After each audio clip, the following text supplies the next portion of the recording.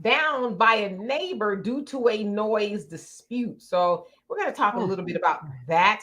Also, there is another list that is circulating the block, right? Y'all remember that list from last week when women wasn't eating at the cheesecake and, Taco Bell at your house, Netflix and the chilling, wasn't doing none of that, right?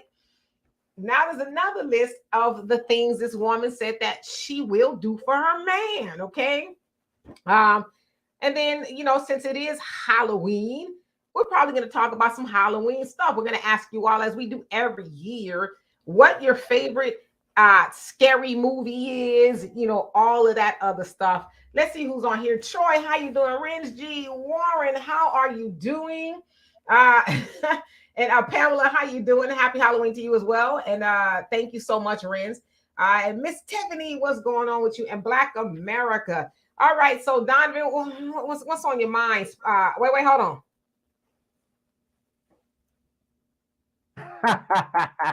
Yes. Am I doing it right? Yes. Who said nano nano? That was Mork and Mindy. Different show. Yeah. All right, you guys. Well, happy Halloween. I'm not into the Mortes Day of the Dead stuff. That's really not my thing.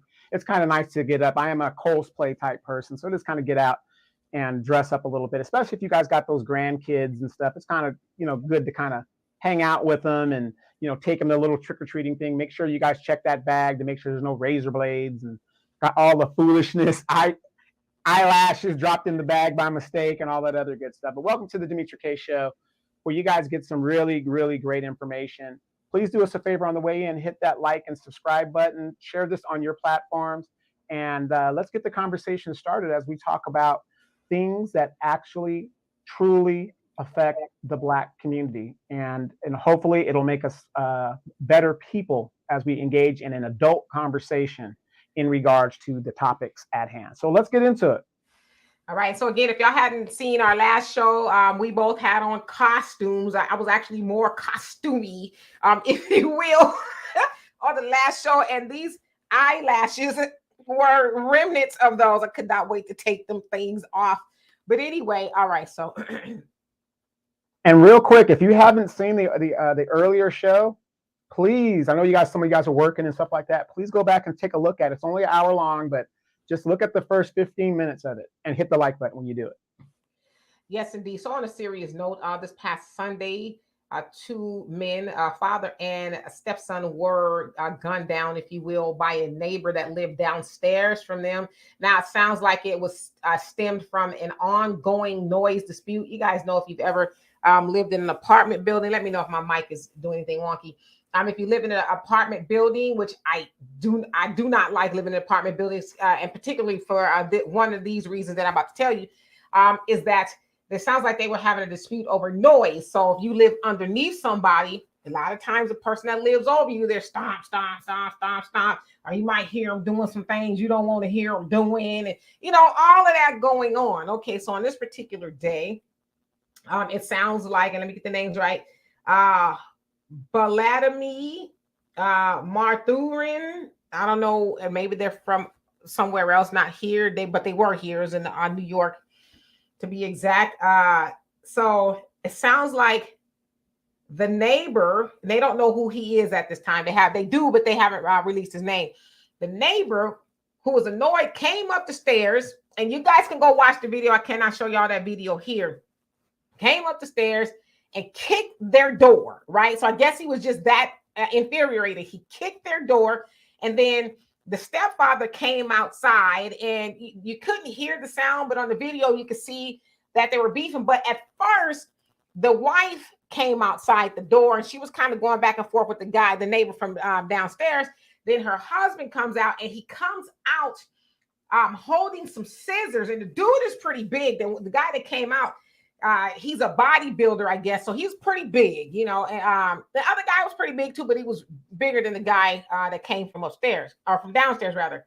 So he goes up on the guy that came from downstairs with a pair of scissors, and they're going back and forth. All right. So then the man with the scissors, the one that was making the noise, he starts to walk off. Now, in the meantime, his stepson comes out of the apartment as well. So he starts to walk off. And they kind of still going back and forth. And a guy that came from downstairs brandished a gun. Okay. And with that gun, he did what some would say is the unthinkable. Now, mind you, the guy that was holding the scissors, he walked away. He was walking away. And when he saw the gun, he continued to walk away. But then the guy with the gun ended up shooting him, and then shooting the stepson as well. The stepson was trying to run.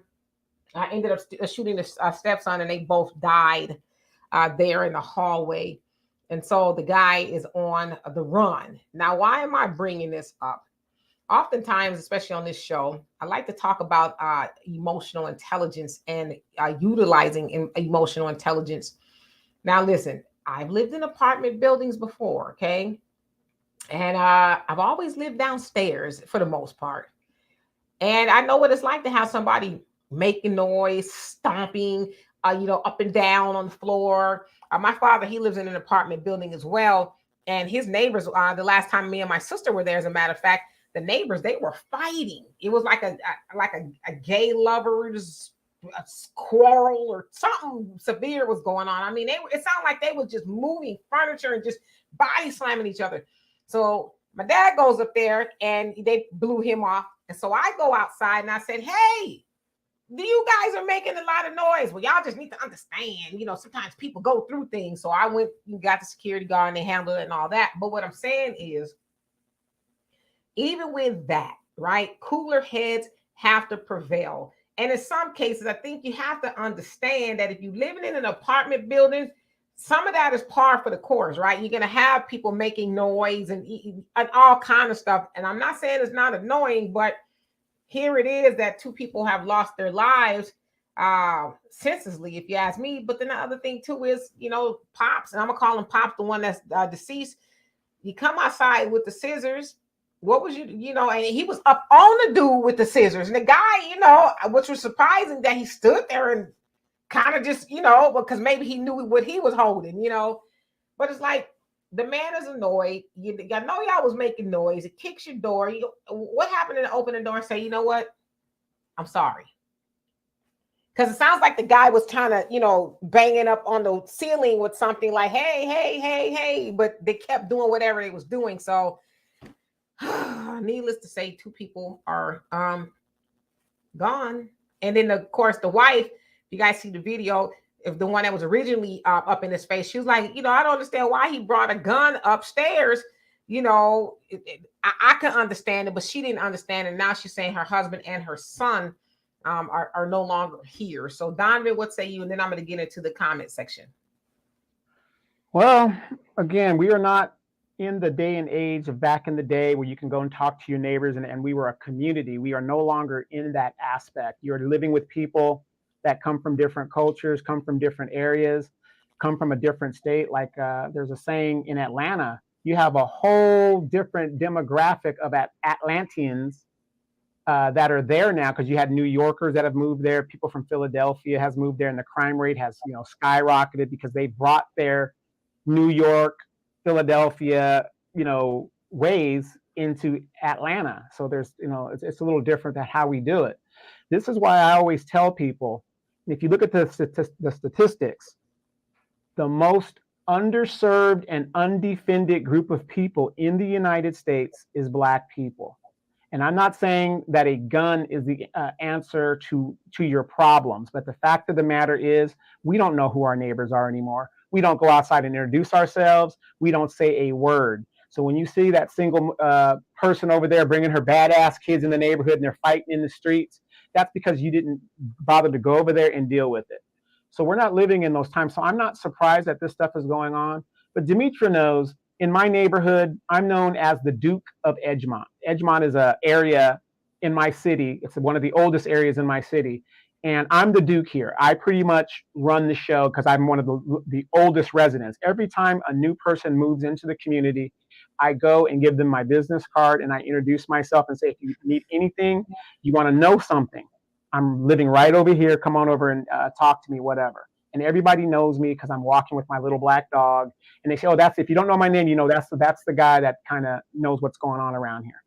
But we don't live in those times nowadays, and unfortunately, everybody wants to solve things with a gun, and that's where we're at. It's unfortunate, and people have lost their lives, but this is where we're at. Hello, Brother Samuel. How are you doing? Happy birthday to you. Happy birthday to you. I should sing it like Lauryn Hill. It should all be so simple, but you'd rather make it.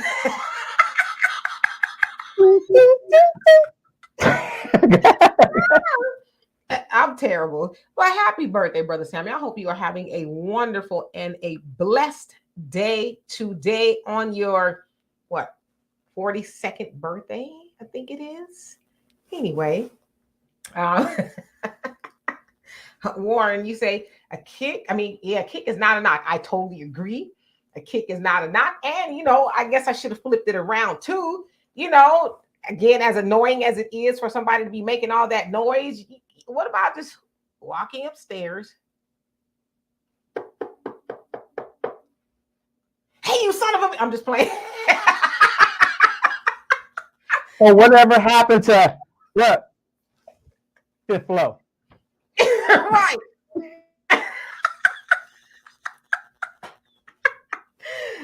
We acting stupid now. Okay, but for real. So yeah, he could have knocked on the door and said, hey, you know what? Listen, it's been a long night for me. I've worked overnight. I don't know what the situation was, and could y'all just mind keeping it down a little bit? Now, it doesn't sound like that was something new. It sounds like it was an ongoing, reoccurring situation between the neighbors. And so two people are dead and one is going to go to jail. Now, I don't know what the stand your ground laws are in New York. Maybe they have one, because I know in a lot of states, they have the castle doctrine, and it says that you can neutralize the situation even if that person is retreating.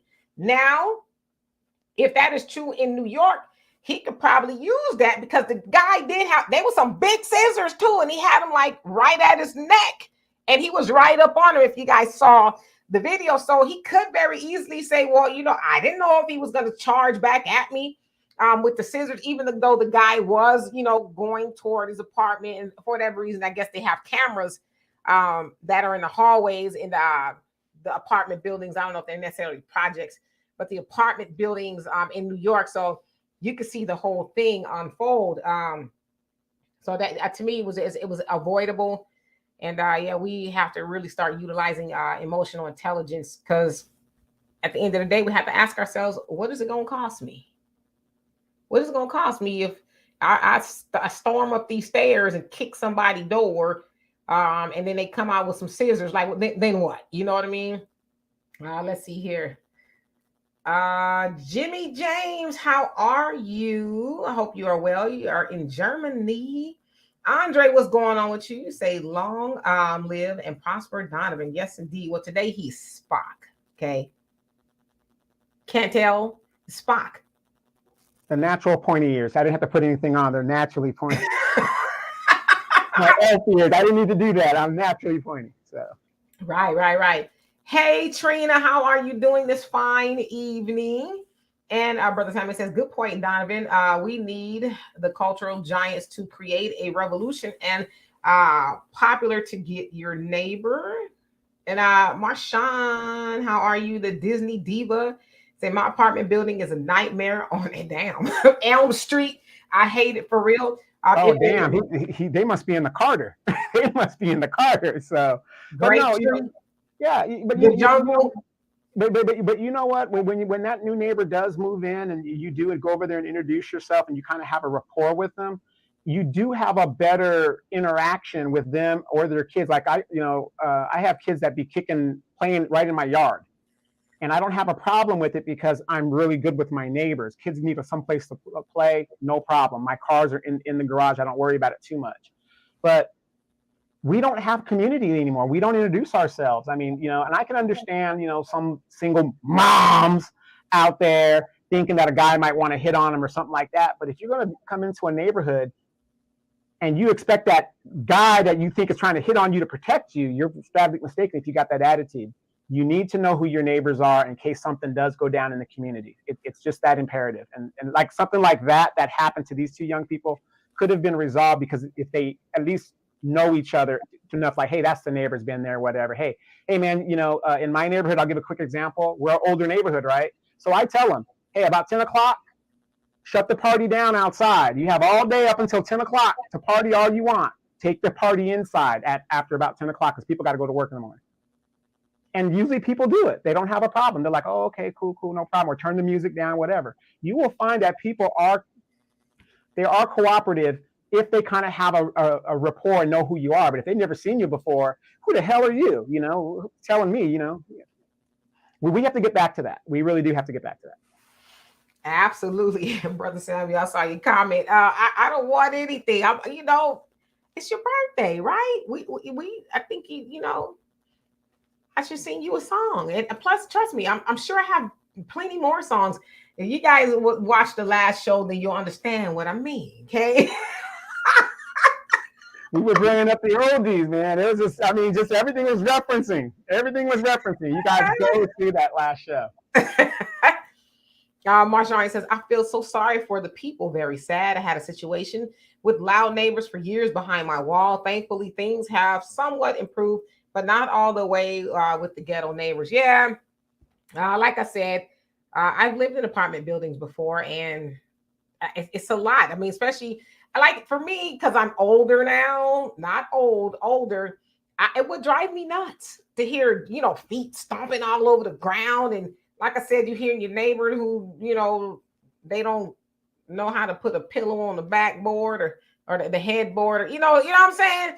That would annoy me. It would. So that's why I have to live in a house. And I got a big mouth too. My neighbors be like, shut up. So yeah, but I'm sorry that you were going through that. Hopefully your situation gets resolved. And let's see here. Anthony, how are you doing? And Brother Samuel say, now I got to save this live to document this historic birthday anniversary moment. Aw. Andre, he said, I got my Sadie Hawkins on. It's dancing time. Do tell. And Barricade, how you doing? He said, that's what's up. Wish I had a neighbor like you. Yeah, Donovan, he a little crazy. He think he the bomb, right? He walk around, he pull his belt buckle in his pants all the way up. Let me go out there and have a talk with them. They don't understand. I'm the block captain. I mean, he really is too. He the block captain. Well, I also have a reputation, here in California, because they want everybody disarmed. You do not need a permit to walk. As long as you're on your property, you can have your gun open carry, as long as you're on your property. So I'm known as that military guy at the bottom of the cul-de-sac. Every now and then, I will walk out with my AR-15 or my, my Beretta or my 9mm, and I'll talk to my neighbors with that slung across my shoulder or whatever. They'll say, hey, what's going on? So I'm cleaning my gun today, whatever the deal is. And they kind of look at you. It might sound a little crazy, but they're like, okay. The funny thing is, when we're talking about politics lately, a lot of the single strong women, they are hoping, and I've been telling them, you guys better get something to defend yourself, because they think that I'm going to come out and defend them and their children. And I told them, I said, no, my ammo is for me and my family. Yes, you will. Yes, you will. Okay? Stop fronting. You're going to be out there like Tarzan. You get and swing to the rescue. Well, if that's the case, I expect Thursday, Saturday, and Monday night visits. You're going to be with baby daddy number 15 too. Keep on. Jen, and how you doing, by the way? So I experienced a similar issue, rather. It was a single monster mom who allowed her children to play in the hall all hours of the night. Yeah, see, first of all, why is you're chilling out in the middle of the night? You know what I'm saying? Ghetto moms. I mean, we have a single mom. I mean, they tear up the property so quick here that they move in for 3 months and then they're gone in 3 months. It's just so sad. Right. Hello, Facts Not Feelings. How are you today? I'm telling y'all got to go watch our last show. You'll never see me like that again. Never. Okay. When I say never, I do mean never. And the spirit was taking over her. She was in character. She was in character. You guys got to go see her. I'm telling you, she was in character. Marshawn says, also now my apartment building is being taken over by ooh, see that right there. I'll give me a U-Haul. Never mind. I'll just put everything I can in my car and I'd be out of there. Say taken over by dogs. I can't tell you how many times dogs have jumped on me, shaking my head. Now I'm afraid of dogs. People don't care in my building, not even my landlord. Yeah, and I was just telling Marshawn, you can hold the landlord accountable if you get bit by a dog. The property owner is accountable. A lot of people don't know this. If you have a house, there is a list of dogs that the insurance companies do not want you to have, and they will drop your property insurance because you own that type of dog. A lot of people don't know this. German Shepherds are on it. Of course, Pit Bulls are on it. Some of the craziest dogs that you wouldn't think would be on this list is on this list. And yeah, that's another reason why you have property insurance, because if that your dog inadvertently bites somebody, it goes against your property insurance. But it don't even be the people dogs, you know. And I guess I should be careful how I say this, but certain neighborhoods be dogs just roaming around. Like sometimes I be, you know, driving through the 3rd and the 5th ward, and I see dogs and be just a pack of dogs just hanging out. You know, look like they're uncared for because a lot of them are skinny. And I always think of Donovan. I'm like, damn, Donovan need to come down here with a U-Haul and get all these dogs and take them home with him. I'm like, for real, because there's dogs everywhere. Some of them look like they haven't eaten in a while. And I'm like, there is no way in hell I will live around here and be walking in the neighborhood, because I told y'all how I almost got eaten up by a pit bull one time when I was walking, and I've never been the same. So I feel you, Marshawn. I do. And Andre, you say, my costume consists of a white cowboy hat, $300 dark shades, and a prosthetic boot. I'm almost afraid to say do tell. Marshawn, you also say, next to my nightstand, I have my earplugs just in case. No way will I, he said, knock on anyone's door because these people will fight you. Believe me, I've seen a few fights. Shaking my head, telling you they don't care. Yeah, I hope you get out of that situation. That cannot be a good one to live in. I just couldn't imagine. So I'm hoping that, you know, like you said, you see you have some issues at the job, you get better resources, and that way you can move, because nobody deserves to live like that. Hey, sis. You must be talking to Brother Sam. Crazy. How you doing, by the way? All right. And Fly Guy, what's going on with you? Salutations to you as well. Hello, Miss Kiki. How are you? And Big C, what's going on? He says, you cannot live in an apartment complex and expect silence, rent, or buy a house. Yeah, that's what I'm saying. It just, I mean, unless you live in a senior citizens apartment, even they be getting the crunk sometimes, right? No, they be bringing in the grandkids and stuff, and it gets crunked up in there. Sad.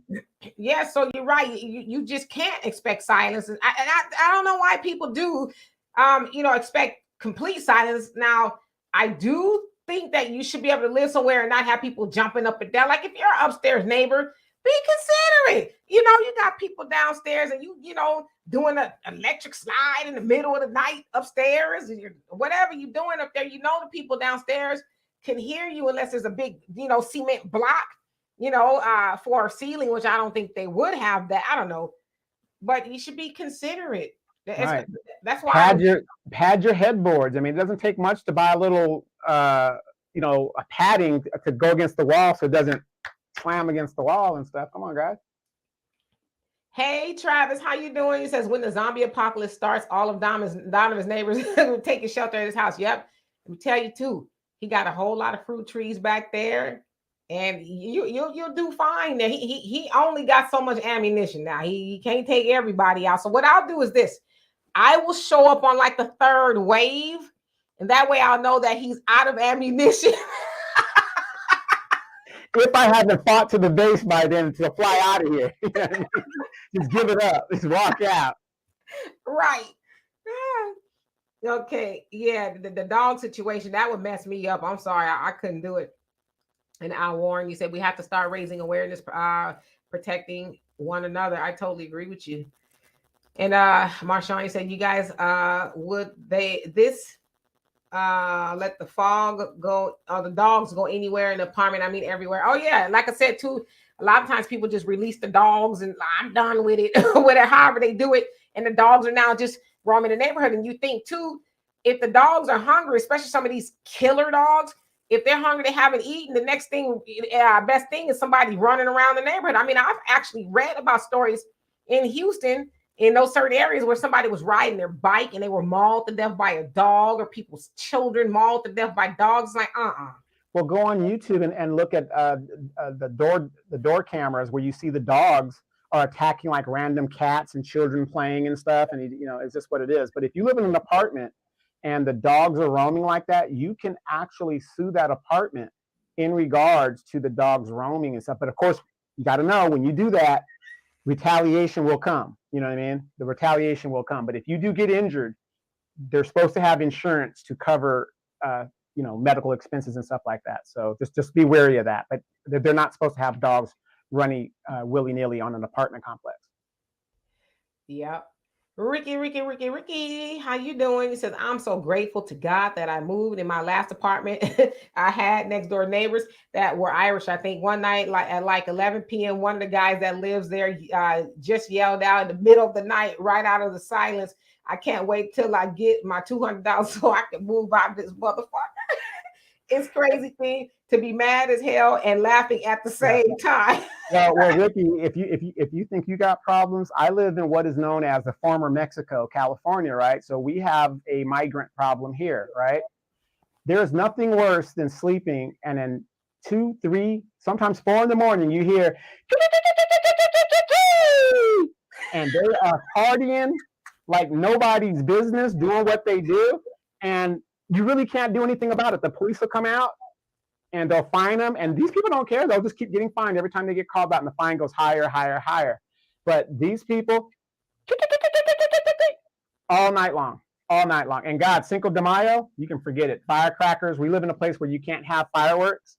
That don't stop them. That don't stop them at all. Yeah, when I lived out there, the mariachi music was off the hook. Forget sleeping, unless you're just a heavy sleeper and maybe you're so tired you just doze off. But yeah, it was where I lived in California, I had most of all my neighbors were Hispanic. So God forbid it was a holiday. I had the one behind me, I had the one across the street, and then there was one on the end of the block, and it was just a lot. And it's like, what can you do though? You're gonna go out there, shut up. One time I did holler out the window, and then I closed it real quick so they wouldn't know who it was. And then when you have a lot of multiple Hispanic families, Friday, this one's partying. Saturday, the next one's partying. Sunday, then the next one. I mean, it's an ongoing thing, Yep. Jenny say my cousins grew up where this incident happened. The owners changed the name, but the element stayed the same. Yeah. And Brina, how you doing? You says I actually live in a senior place. My husband is senior and it's cheaper. It's mostly quiet, but this city is changing. Had a homeless person screaming outside the other day. Yeah, it's changing everywhere. I was watching, I don't know if you guys know the cussing pastor, but I was watching him last night, and he lives in Memphis, and he says he's scared to go outside. He says a tank of gas would last him maybe, a couple days or so. He says now it's lasting him 2 weeks because he just doesn't leave the house anymore. He says he's afraid to. He's afraid that he may get robbed or something like that because the crime is so rampant. But that's true everywhere. I mean, depending on where you go in Houston, you might not make it back. Now that's terrible when a man of God who's supposed to be shielded by God's prayer and his fencing is afraid to go outside. What about us that are just out here outright sinners? We ain't got a chance. Yeah, I mean, I really don't go outside much myself unless I do, but I make sure I go places that I deem to be safe, and I go during the day. Oops. Donovan crazy. John, how you doing? Says you look hot and gorgeous. Oh, well, thank you. In costume. Says Donovan nailed the spider suit. Both y'all fun. Blessings. Respect to the chat. Yeah. There's not too many people in their 50s. I think I could tell y'all we're in our 50s that are just straight up stupid like we are. You know what I'm saying? That takes a special level of stupidity. And just not taking yourself seriously all the time. I mean, you got to kind of let yourself go and do other things. I mean, we have one life to live, so why not? I never want to be that grandparent that is like not fun. I want to be the one that's like, hey, Uncle Don or Grandpa D, he's a cool guy. Yeah. Ricky Marcus Thompson, how are you? You say, now that's a Demetri K I like.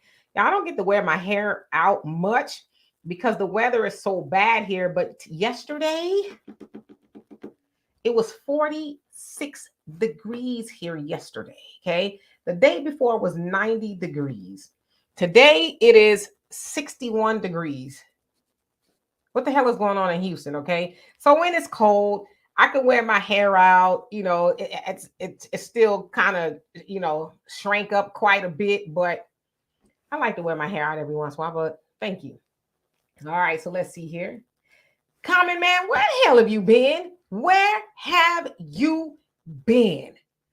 But how you doing? He says, I can't live in an apartment. I tried that, didn't work. I grew up in houses all my life, but I respect people who can live in apartments. Yeah, see, that's me. I've mostly lived in houses. I have, obviously when I first started, I had my own apartment and, that kind of stuff. But I just don't have the patience to live in an apartment at this age because I know I would go crazy, right? Because I need my peace and quiet because of what I do. And, you want to be able to hear yourself think, but I couldn't imagine having an upstairs neighbor just doing the most. It would drive me crazy too. So I'm with you on that one. And Tyrell, how are you doing today? Shannon, what is going on with you, lady? And Terrell, you say, he says, I'm dreading thinking about being a senior citizen. Not me. I got technically 3 more years, less than 3 years till I'm a senior citizen. I've already been getting my AARP membership applications and stuff. Yeah, they sent it to me on my 50th birthday. I haven't gotten it. I should though, because it sounds like there's some great benefits involved with being an AARP member. But I was like, that's a little too old, too soon. Let me enjoy being in my 50s, just a little bit before I have to, you got a senior discount. I heard it's Tuesday. Every Tuesday is a senior discount.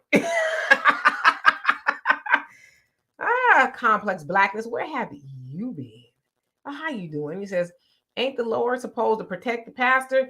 But God tell you to use wisdom too, right? He said, don't be no fool. Don't force me to give you a miracle. If you know it's dangerous in them streets, stay out them streets, right? So, and plus, the pastor kind of old. You know what I'm saying? It's like, if you don't have to, then don't. And Tyrell, he says, when we become senior citizens, it's going to be 100 times worse. Not if you keep yourself up. I know Donovan and I, we be in the gym, we work out, you just like age is really, okay, listen, I don't take this in the wrong way. It's not the R. Kelly way, okay? Age really is just a number. It's just a number. And we are old as we think we are, right? A lot of times we get older, we're like, oh, time to, get the walker and the Bengay. Now, hell to the no. I'm going to grow old screaming and kicking. That is, I swear, I'm just not going to concede to, well, I'm 50 now, I'm over the hill. Let me go and see what kind of moo-moos I can store up for the winter or, whatever. If anything, as I get older, there's 2 things I'm definitely going to do. I'm going to keep up my indoor gun range membership, and I'm going to make sure my guns are good to go. If anything that I can do, I'm going to do that. My daughter says, she says, if you're still single, and if my dad is still single, her dad, that she's going to put us on a cruise ship, and that's what we're going to do. We're going to cruise until we die. She said she's going to put us on a cruise ship, and we're just going to live on a cruise ship, and we're going to cruise everywhere. I was like, I don't have a say-so in the matter? She says, no, you don't. I said, me and your dad going to be on the same ship, or we going to be on different ships? Brina says, I'm in Cali, Donovan. That's what I grew up around Mexicans. The man next door was in a mariachi band. Parties were off the chain, but they always sent over tamales. See, that's what I'm talking about. Okay, I could tolerate the noise if you send it over some tamales. I could do it. And Terrell, you say poverty bring people together. The way the government is ran is the source. And Ja, I agree with you. He says poverty makes the poor man rob. The system is to blame. Yeah, and I think that's definitely part of it. Some people say, you don't have to rob or whatever the case is, but the system knows what it's doing. You dilapidate the community of any resources at all, and people are going to resort to crime. I'm not saying they should, but that's just kind of the way it works, right? So, yeah, I agree with you. When Jenny said exactly, we had our 20s to be a fool. We had our 20s, our 30s, our 40s, and our 50s. And just wait to the 60s. Just wait for it. I'm telling you, whenever me and my daughter are out, she's like, "Can you just be serious for once?" I'm like, "No, why? For what? I don't want to be serious." I told y'all we was going to Japan. She was sitting in the middle, and she told me and Donna, me and Donna, we get together, we be cutting up. She's like, "Oh hell no, I'm not putting up with both of y'all all the way to Japan." What was it? The flight was full, and she was trying to move to another side. Yes, she was trying to move, and they wouldn't let her. They wouldn't let her move. It's like, "You're stuck with us." She's like, "Y'all better take some Benadryl or something." Terrell, you say America doesn't censor enough. We claim to be free, but allowing a toxic environment to flourish is not freedom. Yeah, I think it's all by design because they really could do something about it, but they're like, well, nothing is worked in getting rid of us, so let them do it. We'll pretend like we care, but just let them do it, and then we'll be free of them. Anonymous B, how you doing? Where you been? Yeah, he says no more Diana Ross. Aha! I see you watched the last video. Yeah, listen, Diana Ross. My hats off to her and anybody who could wear these eyelashes. It just ain't me. I couldn't do it. It was crazy, but yeah, it was actually pretty fun. Let's see. No, wait. Diana Ross is still with us. Okay. I see how that went awry there in the comment section. Diana Ross is not dead. I was Diana Ross in our last podcast. You had all the glitz and the glam. I was Diana Ross. Y'all have to go check it out. So Diana Ross, to my knowledge, is still with us unless she went on the glory within the last 30 minutes or something. I don't know. Well, actually, let's correct that. She wasn't Diana Ross. She was Mahogany. Right. Actually, the character Diana Ross played. Yes. Yeah. Do you know where you're going to? Do you like the things that life is showing you? Yes. Touch me in the morning. Yes.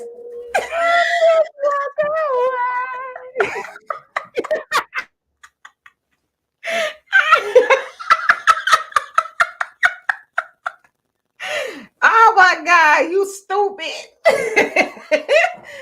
Marshawn, you say, on the other day, someone let the dog do. Oh, number one, that's bad too. And number one, it didn't bother to clean it up.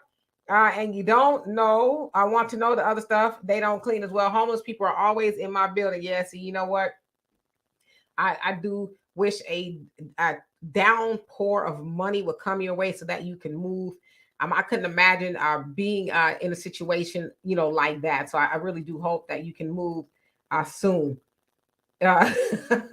Ashley, how are you doing today? Intern Ira, where you been? Only salam to you as well. You says your natural aesthetic beauty is fire. Oh well, thank you so much. Again, it's the weather in Houston is terrible. It won't allow me to really just wear my hair the way I want it to be, like real tight. Terrell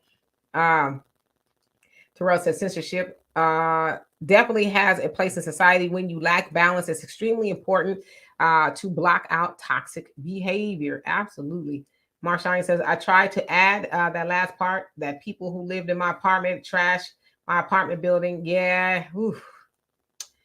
That's horrible. Common Man says, I live in the boonies, so I don't have those problems. The only thing that I have to be afraid of is when a black bear comes walking through, or skunks. Man, where you living at?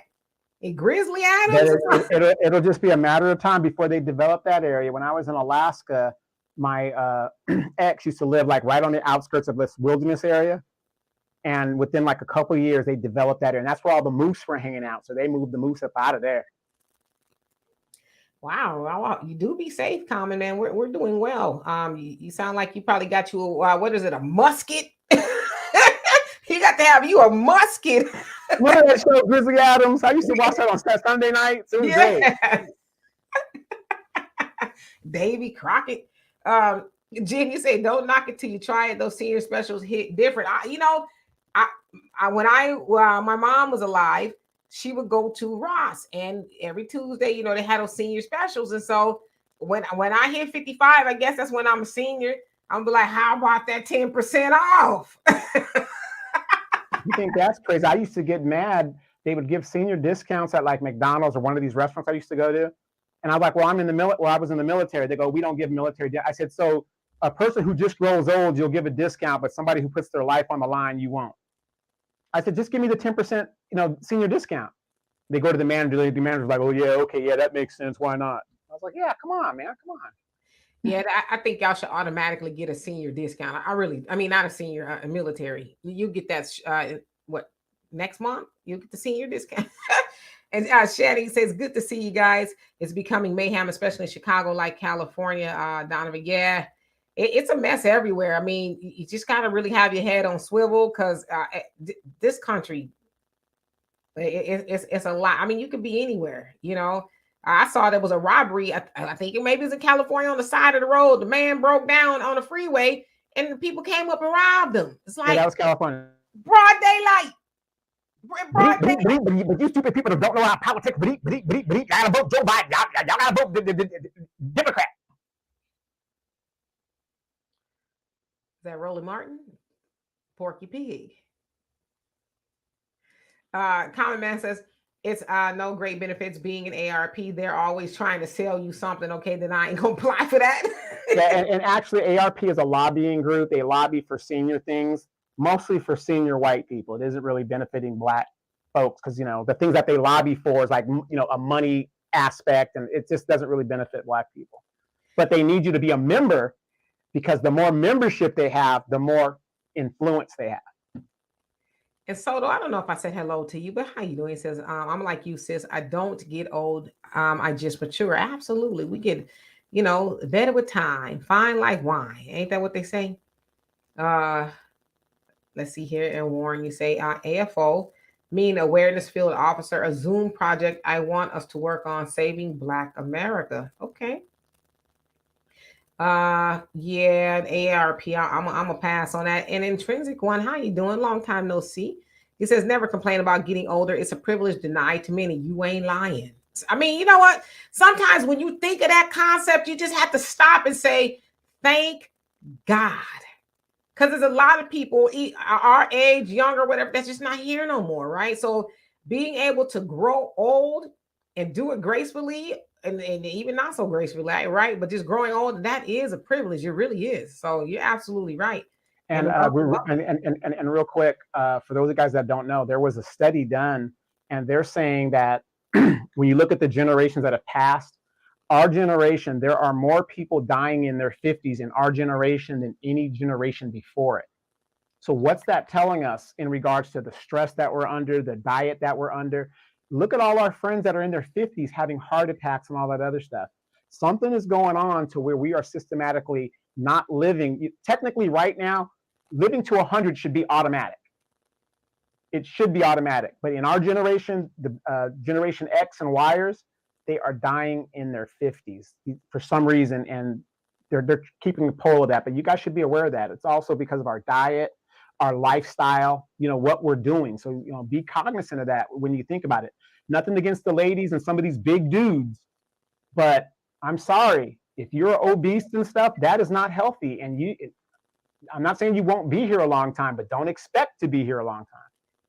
You better tell them. Hello, Miss White. How are you? And happy Halloween to you as well. I think I should preface that by saying, of course, we don't necessarily celebrate it, but it's fun, right? Out of the things you can do, or I guess, or not do. Halloween, I don't know. And I know some people say, oh, it's demonic. Your summoning the devil. I don't do that. Okay, I don't be doing all of that. But sometimes too, it's cool not to take yourself too seriously. I know, especially with us in Black America, the things that we have go on with us. Sometimes we can be bogged down with, the stress and the muck and the mire of being in America. But it's okay to laugh and have fun sometimes too. So, and DJ X1, how you doing? He says, you don't need that anyway. You are beautiful as you are. Oh, well, thank you. I think you were talking to me, but thank you so much. I think you're talking about those eyelashes. Yeah, like I said, blessed are the sisters and the fellas that could wear the eyelashes. I just ain't one of them. I can't do it.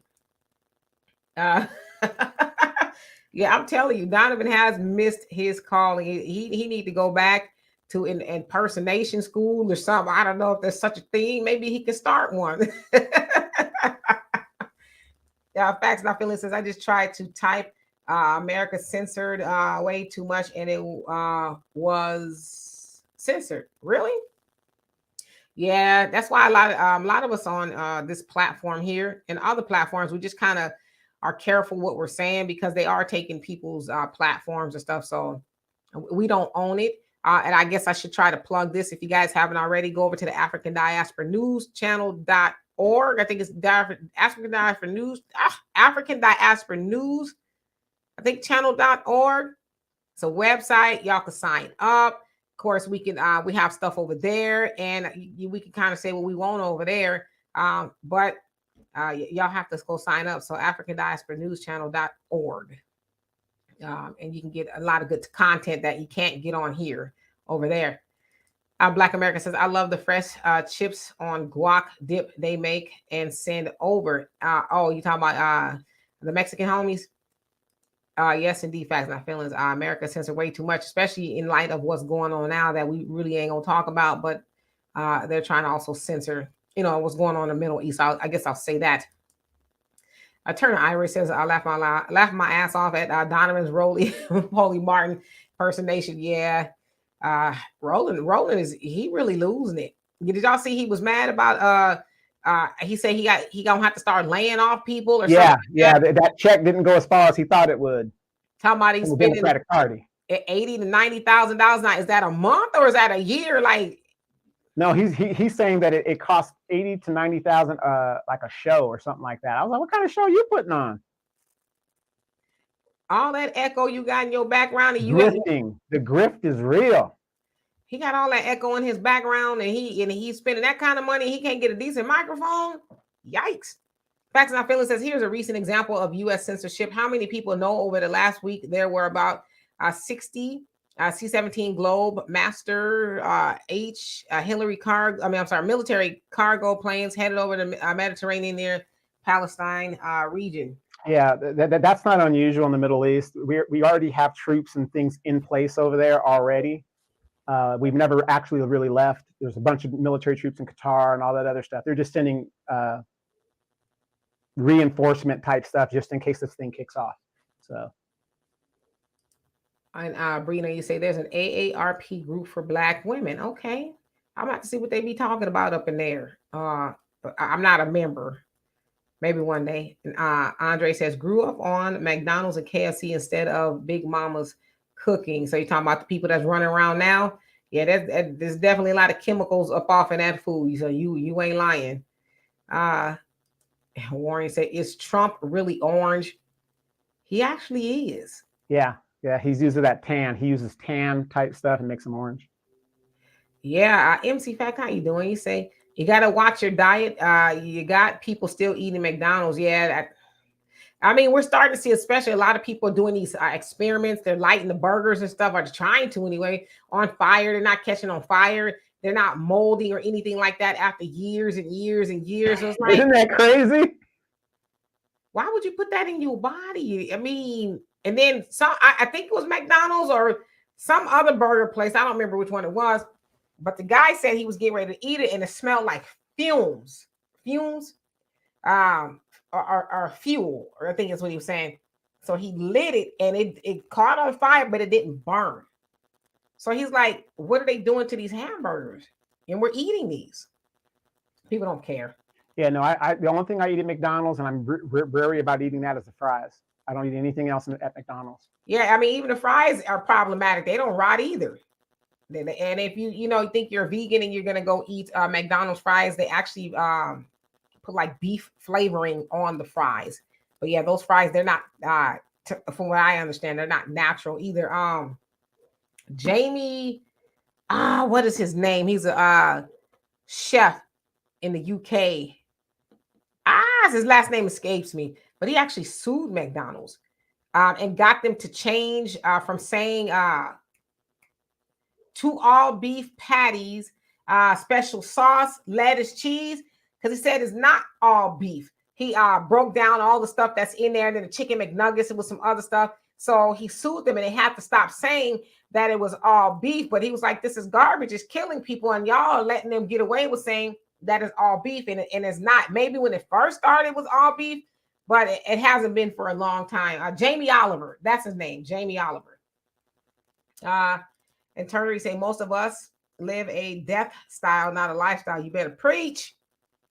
Hello, GA. How are you today? Oh, thank you, Tracy. Thank you. You know what? That was actually really kind of hard to get 16,000 subs. Because as I said, over here, we try to keep it mellow. We don't have a whole lot of antics, sans Halloween, when we're putting on costumes and stuff. Yeah, we just try to keep it real simple, not trying to, do a bunch of ridiculousness, even though I know sometimes it gets kind of left field. But yeah, I thank every last one of y'all for helping me achieve 16,000 subscribers. That is quite a feat. So yeah, especially when you started with only 13 friends in your bedroom talking about issues and stuff like that, from 13 to 16. Well, yeah, on Facebook, I had a larger following as well. My videos would get into the thousands as well. And Facebook has changed too, with the algorithms and stuff like that. But yeah, so I appreciate you guys. And Yanni, how are you doing? And of course, y'all know I'm on YouTube because Donovan kept putting the elbow in my ribs. What are you waiting on? Yes, you guys, the website for African Diaspora News Channel is in the chat. Common Man says, I'm in the last generation, generation baby boomer, but for the first generation who were vaccinated for everything. So I don't know how long I'll live. You know what?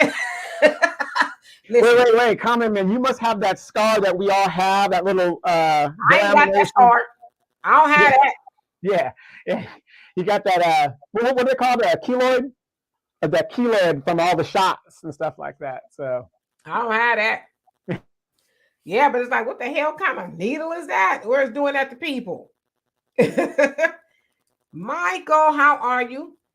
Say Demetri and Donovan, millennials are dying in their early to mid 30s because they are economically stressed out. That is partially true as well. It says, don't forget that Congress and big corporations changed a lot of policies in the 1980s. Yes, indeed. You're right. You're absolutely right. And they changed a lot in regards to food as well. Don't quote me because I'm still learning about it, but they said that diabetes wasn't really a thing like it is now until like the 80s, late 70s or whatever, when they started to introduce high fructose corn syrup into the diet. They started to put it in everything because sugar was too expensive. And so with that came a lot of health issues, and people just haven't been able to shake it because it's, high fructose corn syrup and eating a lot of sugar is just part of our daily routine. And also they said that sugar, or eating sugar, is like the equivalent of a cocaine habit, right? A crack habit. People are just simply addicted. I'm glad to say that I'm not addicted. It's rare that I eat sugar, so I feel much better. I wish I'd have learned more about it a long time ago. Yeah, the fries there, they are not real. Do not eat those. Yep, Renz G. Jamie Oliver is his name. Oops. And Brina says, I just got offered a job today at a company that delivers healthy food to people with medical conditions that are looking to better their health through diet. That is awesome. And that's awesome that they're doing that. But I think the optimal thing to do is to eat it before you get to that point, right? Especially if you have medical conditions due to your diet, we should just start doing that now. Listen, I don't eat perfect. I eat some things sometimes that I shouldn't eat, but I don't eat them all the time because I want to be here, right? I don't want to be, as I said, a grandma sitting on the porch talking about, I sure wish I could. I just can't, baby. Now I'm going to be out there. They're going to be like, Grandma, that's enough cartwheels. Stop. Right. Or have you seen the movie Wildcats with Goldie Hawn and all the football players, and they didn't know she was a marathon runner? And she beat them all and stuff like that. That's how you're going to be like, your grandma, wait. Yes. Absolutely. You know, Okay. Grandma crazy. Yes. and I'm just going to say this too. I have a few friends that are in great relationships, right? But for some reason, a few of them will put their relationships at risk for the simple fact that they don't want to go to the gym. That's how Mm. crazy it has gotten. Even though if your man asks you to go to the gym and or let's say you're dating a guy that's a gym rat himself. Number one, who benefits by you going to the gym? He doesn't benefit from that. You Well, do. kind of he does. Well, yeah. I mean, at the end of the day, he does benefit, but overall, health wise, you do. And I have some friends that will risk it all, relationship and everything, all because they don't want to go to the gym. Ladies, I'm just going to say this: men do not have to accept you at a certain look or whatever. Yeah, we understand medical conditions, we understand that. But when there is no reason for you not to take care of yourself and do that, don't be mad when the guy either replaces you or he decides to go somewhere else and look at another, type chick that'll do what it is he wants him to do. Because I don't think it's unreasonable. I really don't. No, I mean, I don't. And Urban Bake, how you doing? He says, you guys see, yeah, I saw that. My friend Ricky, he posted a picture of him in the snow in Chicago. Says, you guys see it's snowing in Chicago, first snow for the migrants. Yeah, that's when they're gonna be The like, hey, you know migrants, the what? migrants ain't got no problem. They're in hotels. It's for those veterans and those Americans that are out in the You streets. know, but I saw that in New York, Mayor Adams is saying, "Hey, we're gonna give y'all one-way ticket to get the hell out of here, anywhere you want to go." So they said some are going to Colombia and Morocco because they like, listen, it's finna get cold up in these streets. It was cool in the summertime, where you could just kind of bask out on the sidewalk and be all right. But you don't want to go through that. You know what, Brina? You took the words right out of my head. I'm gonna get to that in just a second. Freddie B, how you doing? Thank you so much. I love and appreciate you for that. Donovan said I made some red beans and rice with some greens the other day. Finished it all, and we'll make some jambalaya after the show. Look at you! Look at you! There's something about when it's the winter and the fog gets colder. I like to cook. I'll cook more at home. Yeah, that's what. You have a crock pot. Don't you have you have a crock pot. Yeah, Yeah, I'll do it all. crock pot. Yeah, that's what that crock pot is good. I bought a Dutch oven. It's amazing. I'm telling you, it is. You can do so much in that Dutch oven. Like I said, it's getting cold, so you can start making your soups and all that kind of stuff. So yeah. Use your oven. And you take out your classy clothes and cover yourself up, but you look matching with the nice long trench coat and got the shaft look rolling out. Let me tell y'all something. Okay, I love a good trench coat. I've got bought 5 of them within the last probably 3 weeks. Now, all on sale. I got one at the thrift store, $12. When I tell you that thing is all dang near all the way to the ground, it's real heavy, and it's got like a nice little hood on it too. It is so I'm gonna show it to y'all one day. And then I was out and about, and I saw another trench coat, and I was like, damn, how bad do I want it? I don't need it. I say, you know what? You deserve another coat. And so I got it. I'll show it to you guys another time. But anyway, MC Fact said those shots y'all got back in the days were different. In those days, stuff like polio shots went through the proper clinical trials. Yeah, that stuff that they had going on not too long ago. Y'all can go on Twitter and see all of that debate about that. Yeah, Brina, back to what I was saying. Yeah. Men, and Donovan, I totally agree with you. Women, if your man is saying, hey, this is still a little too much pushing to the cushion. Oh, for real? Why you ain't tell me sooner? All right. When we going to the gym? You know what I'm saying? Because, baby, I noticed I can't even see your belt no more. So yeah, it does go both ways, and I get it. Getting older, you kind of just want to sit on the couch and watch TV. And I hate to sit on the couch and watch TV. I like to watch TV. I don't watch it as much, but when I do, it's like when I have nothing else to do. but I also hate it because when I'm sitting there, I then get what it means to be a couch potato, right? You're sitting there, you're not really doing much, you're watching TV, and then you're like, man, I'm sure I am hungry. And then you say, no, you're not, because you just ate something 5 minutes ago. Well, the kitchen is right there, you know. So that's why I don't really like sitting and watch TV, because then I be wanting to, snack on stuff. And I've gotten away from that. But when I sit down and watch TV, it's like, so yeah. But I get it. It's easy to say I'm getting older. I'm just gonna tap out. I'm tap out. My fine years was behind me, and I'm not gonna try no more. Not me. They gonna bury me with probably some gym clothes on. Okay. How did she die? It's shaking her booty in Zumba. She was just rolled over on the bike like this. Right. Mike Lewis, how you doing? He says, I don't mess with McDonald's. Yuck, haven't for so many years. Yeah. I don't even know why McDonald's is still in business, but that's just me. I don't know. Just it's not real food. And Ricky says MC Fact, and those shots actually cured things. Yeah, the stuff they got going on now.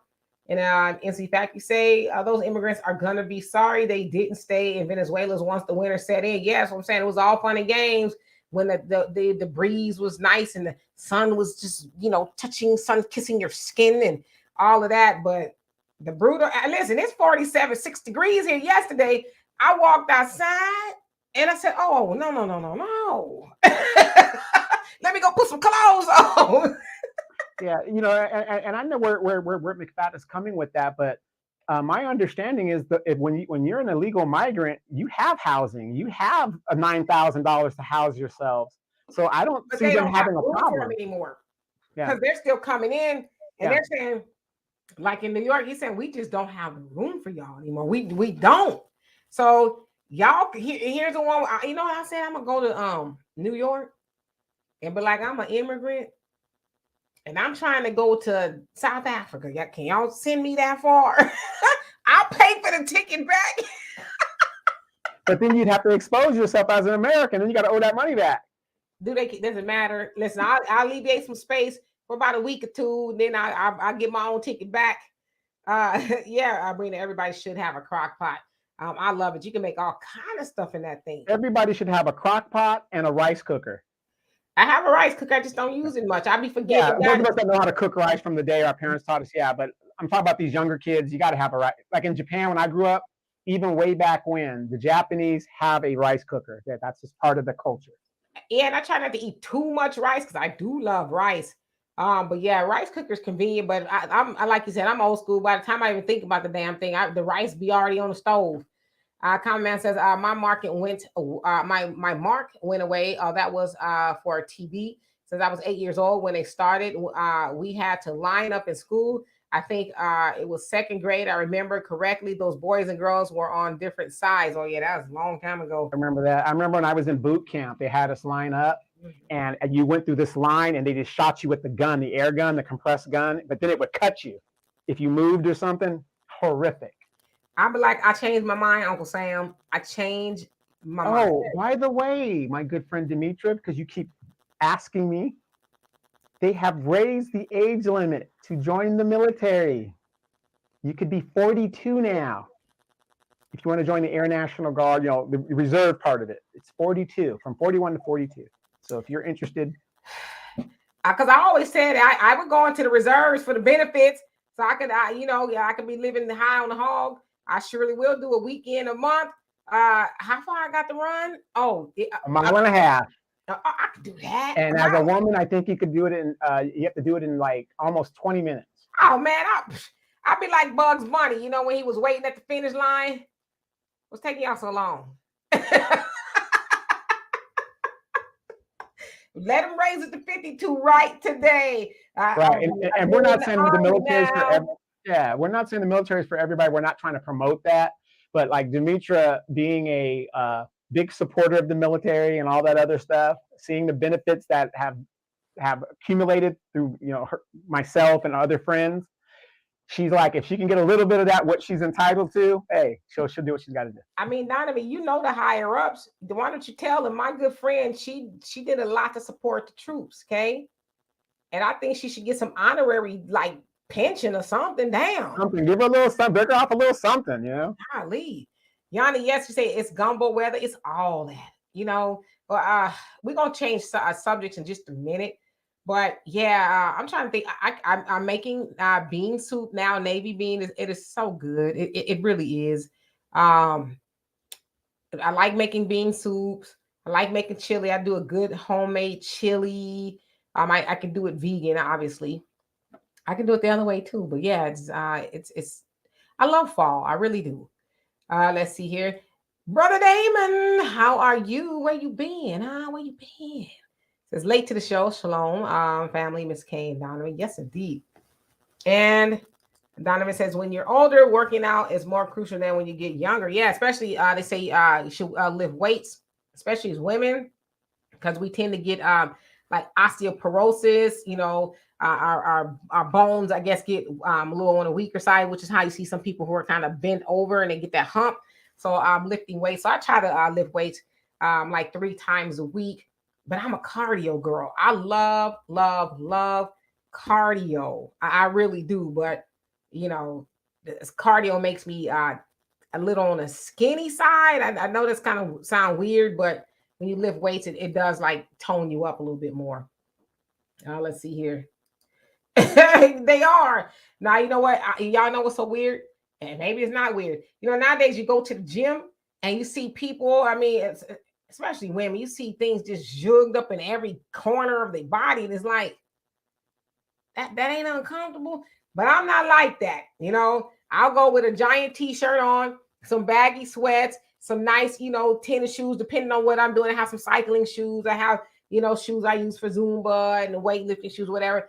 I'm not there for all that. I ain't there for you to be, you know, looking all up in, you know, and especially when you use that machine, you're doing like that. You know, I need my clothes baggy. I don't need you all up in, you know, what I'm doing, brother or sister, you know. And, so yeah, and Demetra's a sweater, so she starts lifting, she starts sweating. So oh yeah. And Brina says, this new job is remote. I'm going to have to make a serious commitment to go to the gym every day. Yeah, working from home. Yeah, you got to have a schedule and be about it, because yeah, you sit down all day. And then too, they have those standing desks where you can stand up and you can work and get your steps in and stuff like that. But or Brianna, to do like I did when I can't get to the gym, I bought a little workout bench and stuff, and you can do it that way too at home. Put it in your garage. They fold up. You can fold them and put them away and stuff. So you can do stuff like that. That's why when I hear people making excuses why they can't go do this and do that, hey, especially you ladies, we're not talking about, you know, massive squatting. We're talking about like 10-pound weights or 5-pound weights and ankle things. You know, there's little things you can do to maintain your workout ethic. Hey Charles, how you doing? I hope you're well. You say Norte Vista beat Ramona. Your school only lost the first game of the season, D. Okay, so Norte Vista's good now. Norte Vista is, you know, my alma mater. So they're good again now. Actually, Norte Vista lost to Cheryl Miller. She was playing for Poly back in the day, like I think it was 81 or something like that, and whooped the pants off of Norte Vista. Yeah, wasn't that when she got like 80 points or something? Like it was stupid. Yeah, it was just like, okay, we get it. You know what I mean? We get it. And MC Factory say, here's another thing: a lot of people still smoke cigarettes. Well, it's not even cigarettes. What are they smoking now? Those filters, and now the marijuana. You know, they're doing a lot of that now. So yeah, and don't get me wrong, I'm not against marijuana, but it's not like the Bob Marley stuff. The stuff that they're smoking now, that is totally not holistic. I'm sorry, you can't tell me it is, because it's just not. Yeah. And Tracy said, I exercise at home. Yeah, I do. I do some of it all. Exercise at home, at the gym, outside. Stop. Oops.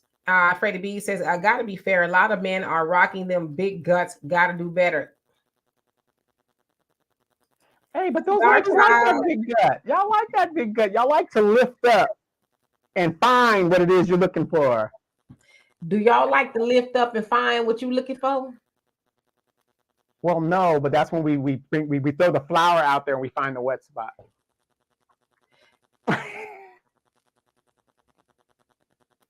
Star Child, how you doing? And Brina, you say there's a lot of good videos on YouTube as well. I'm looking at all options. Yep, do a lot of stuff on YouTube as well. All right, so I'm gonna switch gears here. Oh yeah, I was gonna say about the cigar weed, the marijuana. Yeah, like you said, Donovan, is not what it used to be. Like back in the day, it's chemically engineered now, and it's chemically engineered with a purpose. And Dr. Wesley Muhammad for the Nation of Islam, he has a whole book and lecture and all that about it. And once he breaks it down, it's like, why would anybody put what those folks are manufacturing in their labs? Why would you put that in your body? You know, because as he said, yeah, back in the day, you can make the argument that whether it was addicting or you could get addicted to it back then. But now, because there's so much chemicals, they have all these different strains and all that other stuff. He says that, yeah, it is addictive because how is that you figure people, what they do is wake and bake and they smoking it all day. As he said, back in the day, it was recreational. Like, hey, we just hanging out with smoking a doobie, every once in a while or whatever. But now people's like, I gotta have it. It's like, I thought it wasn't addictive. Right, and then it's not motivational. It just that doesn't make them motivated to do anything. Back in the day, they could smoke a doobie and still go back to work or still do stuff. Now it's like, I just rather sit here and just play video games. And then he said too, because some of the strains it does make you, like they say, kind of hyper, give you energy. He says, but that's not what we did back in the day. We wasn't like that. So he says that you would make you wonder what's in it. Then also back in the day, there was an argument over the slippery slope theory that, or gateway, right? A gateway drug. And people used to argue, well, marijuana is not a gateway drug. Well, back then, maybe not so much, but now, because there's so much other stuff in it, it could lead to other drug habits, right? Because now you're looking for something else that's going to do it for you, right? So, and that's why a lot of stuff is being laced with fentanyl now. Did you hear about that big bust of fentanyl down by the border? I think it was a hell of a lot of fentanyl. And everything's being laced with fentanyl now. And now if a little bit of fentanyl will knock the hell out of a horse, people are taking it. It's crazy. And some people don't even know they're taking it.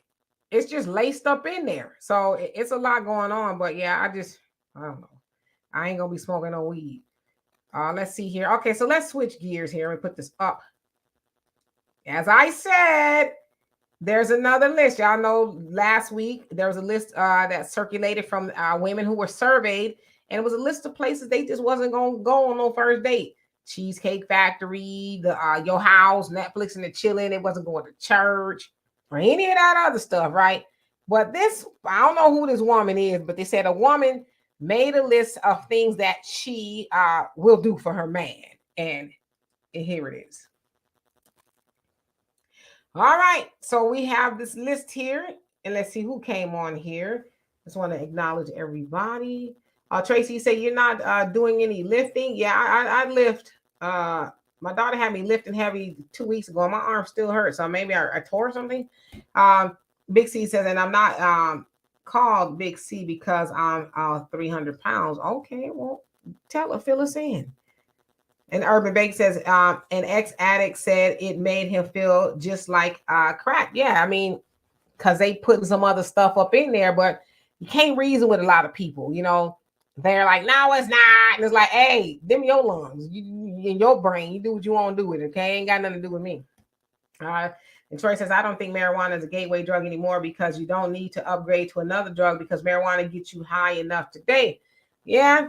But Dr. Wesley Muhammad, he's pretty done a lot of extensive research on it. And I believe him. I believe I've never done marijuana before, so maybe I'm speaking out of place.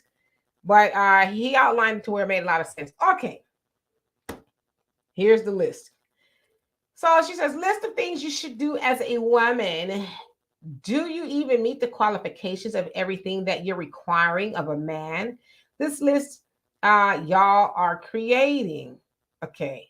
So she says, be his safe place, comfort zone, feel like home. Listen, be understanding and patient. You got to feed the soul. You got to love him unconditionally. Pray for him. Be his peace. Be his best friend. uplift and encourage, support him, believe in him, give forgiveness, grace, and compassion. Be compassionate, understand him, give him space, cook for him, feed him, home cooked meals, respect him, be submissive, allowing him to lead, add value to his life, be nurturing, heal, and grow with him, give him king treatment, have a spiritual connection, help him become a better man, be able to take care of yourself, never look at what a man can do for you financially, and take away his problems, bring balance. I'm gonna leave that list up there so that y'all can take a gander at that. Donovan, what do you think of this list? I see you probably answering Michael, and he's asking you about what you cook every day or whatever.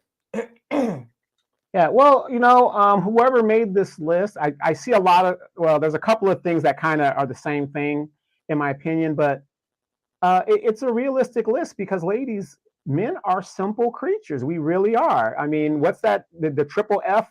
Remember the triple F saying?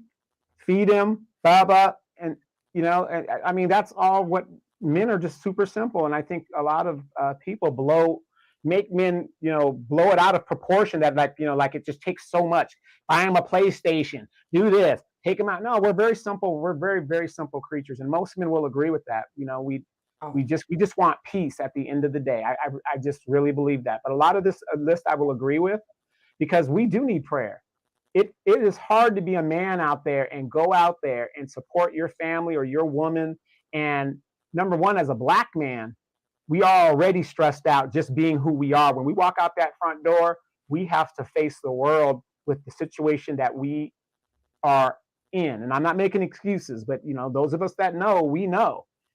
We're the last one's hired, the first one's fired. That's why we are so protective of our women. We really don't want our women working. We really don't want those things, because women are not built to deal with the BS that men have to deal with out here. We would rather have you guys at home, not as stressed because of the world problems. Unfortunately, women feel that they want to get out there, and now you guys are getting the brunt of what we're dealing with, and it's very sad. But basically, a lot of that thing, respect us and stuff. I mean, we're not getting respected out in the world. Ladies, I want you guys to really think about the fact that when that man leaves that front door, he is in another environment altogether. And when he comes back through that front door, he is in an environment that he hopefully wants for himself.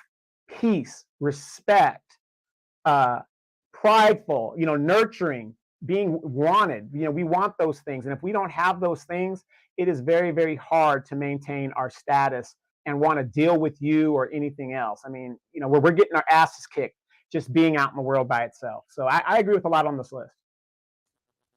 And I forgot, I had the banner going across. She says also, take his soul. Now I'm imagining that has something to do with, their bedroom affairs or whatever the case is. But yeah, okay, take his soul.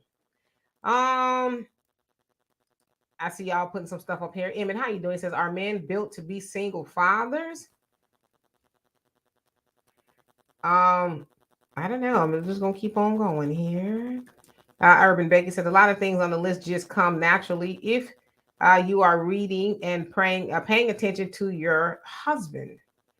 I would say so. And Fly Guy says, preach, Don. And Brother Todd, how you doing? Says, hey, Demetri, Donovan for president. Yes, indeed. President of the local.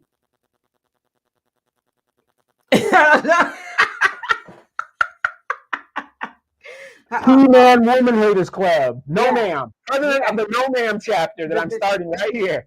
Yes, the new modern No Ma'am, that club. Okay, so yeah, that's a lot on that list. And when I read it, I was like, okay, I don't see I wouldn't have a problem with any of that at all. Okay, boy, let me before I speak too soon. Let me look.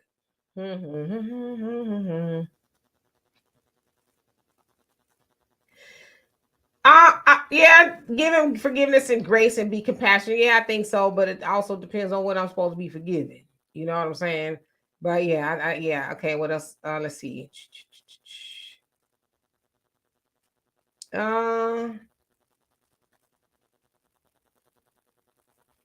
help. Yep, definitely. I think help him become a better man. Uh-huh. Yeah, be able to take care of yourself. I wonder. I like a little bit more explanation on that. Um, is she saying that you should, as a woman, if you're in a relationship with a man, your husband, I'm imagining, you have the ability to financially take care of yourself, or is it something else? But I do agree that a woman should be able to take care of herself, and I think a man should be able to do that too, independently and together. Never look at what a man can do for you financially. Never is a strong word. Because I think, like, y'all know me by now. I'm not one of those women like, oh, you got to be making all this money and you driving. I'm not like that. You know what I'm saying? But I think you should have some sort of conversation about finances, whether it's between the both of y'all, not necessarily, well, buckle how much money you making. You know, I'm not saying that, but I think never is a strong word. Yeah, especially if you're asking us to be traditional. Traditionally speaking, I'm supposed to stay at home, so I'm gonna be concerned if you can bring home the bacon and I can fry it up. Now, if you're a Muslim, you ain't gonna be doing no bacon. Then you say take away his problems. Depending on what the problem is, I don't think you have the ability to do that. Can you take away a person's problems? I don't know. Just it just depends on what it is. Now, if you are his problem, then yeah, you might you might want to do something about that and take his soul. I think that speaks for itself. Um, I guess that's what she's speaking of. In the bed. But I think you in the bed, y'all should be taking each other's souls, right? It should just be two corpses laying in the bed when it's all said and done. Like, I'm dead. Wasn't there? I don't know if you saw this one clip on YouTube where this one lady was complaining that her husband was doing it too much and she was ready to tap out. She's like, look, it ain't worth all this. She goes, I can't go to the bathroom without him putting it in my face. And she just said that her husband, it was too much for her. Now, my thing is this. You knew the job was dangerous when you took it, Fred. So you talking about the man knew it was dangerous, or she knew it was dangerous? She knew it was dangerous. I mean, if you're going to marry somebody, I'm very sure you're not going to marry a stranger in most cases. You know what I mean? So, if a man is highly sexually attracted to you, that comes par for the course. But she was complaining like she was ready to tap out. She's like, I'm ready to leave my marriage. And I don't know if you guys saw that on YouTube where she was complaining that she's tired, he wants it too much and whatever. So it's just kind of crazy. But hey, eventually a man will slow down. But if you initially got married, ladies, and he's attracted to you, you better be, not thankful, but happy that he's wants to do it with you for now. Let me tell y'all something, okay? Let me tell you something. Yeah, a woman, I guess, should be happy that he wants to do that, but god dang it, give me a break. Get off me every once in a while, okay? Give me a moment to be like one with myself. Yeah, you know what I'm saying? Yeah. I'm your wife, not your trampoline, buddy. You know what I mean? And I should not tell you no as much as possible, but can you respect me? Sometimes I just don't want you to just be jumping up and down on me every night. Give me a break. For real. Because as a man, y'all giving and the woman is receiving. Now, I know you older dudes, you're going to give a good 2 minutes, the old college try. That probably wouldn't be so bad. But if you're younger, couples like, golly, Leroy, just lay back and open your mouth. No, absolutely not, okay? Because what you're not going to do is be giving me that jackrabbit treatment. I'm sorry, okay?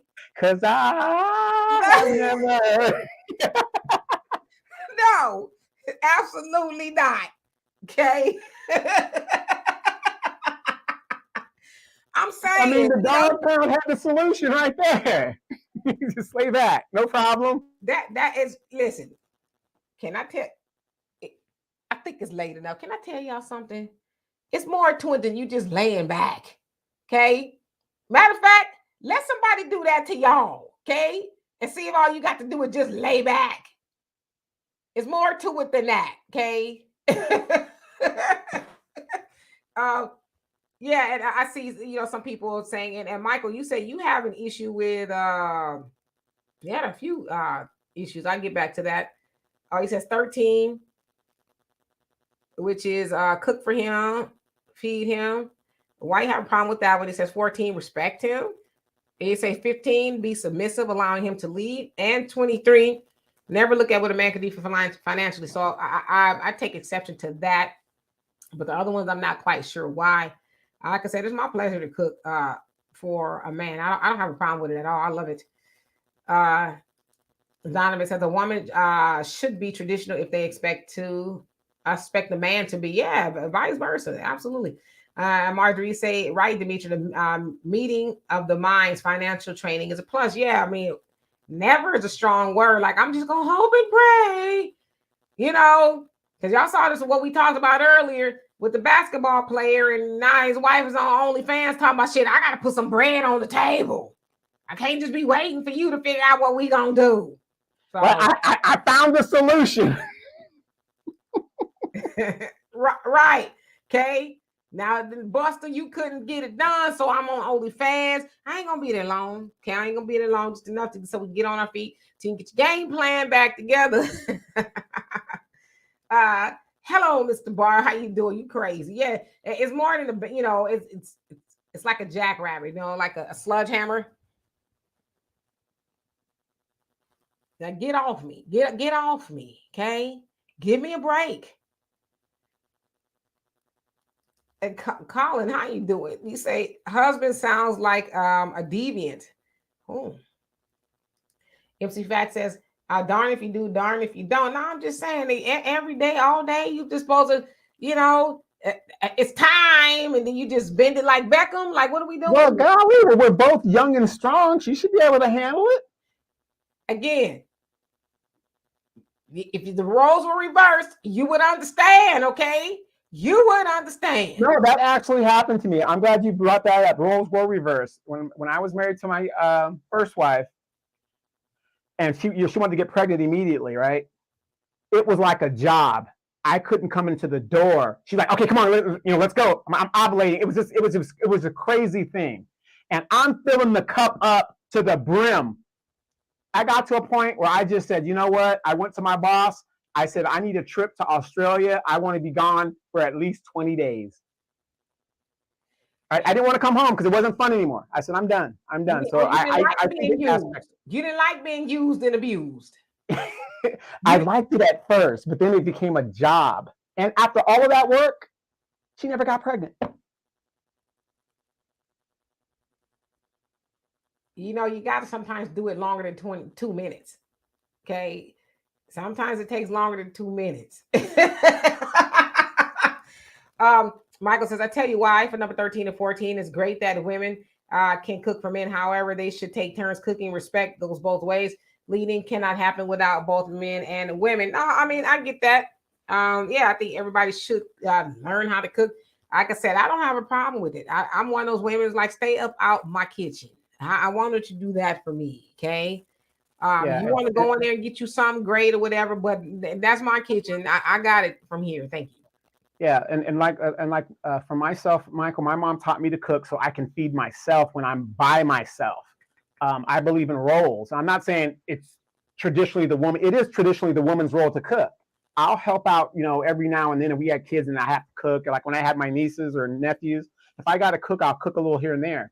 But primarily, that is her domain, and I would expect her to do that job because, again, I don't mind my woman working, whatever, but guess what? In my household, the household bills are not dependent on her income. That's just how I roll with my family. And Brina says, number 15 depends on where he's leading. I'm not following someone headed in the wrong direction. And then, I totally agree. And then to that point, I would just say, too, go through the proper vetting process, courting, to make sure that he does have the ability to lead. Because oftentimes we get into relationships with people we haven't even discovered if they can lead us or not, right? They led us to the bed and then we made all wrong decisions after that, right? We predicated everything off of the little 2 minutes that we was getting in bed, and then we ain't been no good since, and then we complain once we learn all that person was just a good time. That was it. Um, especially when we get this age, we should not be uh having a foggy brain over 2 minutes. But yeah, we should make sure that we are in a position to be led by the right person before we actually get into the relationship. Yanni, you say, as a traditional sister, strategize and work smarter, not harder. After all, we aren't the ones who have something to prove. Yeah, you got to work together. And I think, unfortunately, that gets lost in the sauce, right? A lot of times people think, in today's terms, that one or the other, the man or the woman, they're doing all of the work while somebody just sits back and he flips the channel, gets fed grapes, all day or whatever the case is. They have to work in tandem to make the relationship work. That's just the only way it's going to work. Marjorie say, another good idea that replaces number 17, be nurturing. Okay. Says is ask your spouse what he feels nurturing is to help. To him, help him clarify the things he wants in, or for number 15 to work for both of you. So number 15 is be submissive. Yeah, those are all the things you should be asking in the beginning of the relationship. Don't wait till you get in a relationship and talk about why you didn't tell me, I didn't know, or you're not nurturing, you're not resourceful, all that other stuff. Because trust me, once you get into bed with somebody, it's fun for the first couple of months. Ooh. And then after that, it's like, oh, again. But then people mistake that as, oh, we just not vibing no more. We having problems. Like, nah, because you didn't have anything else but that when you got in the relationship. So, I know. Let's see here.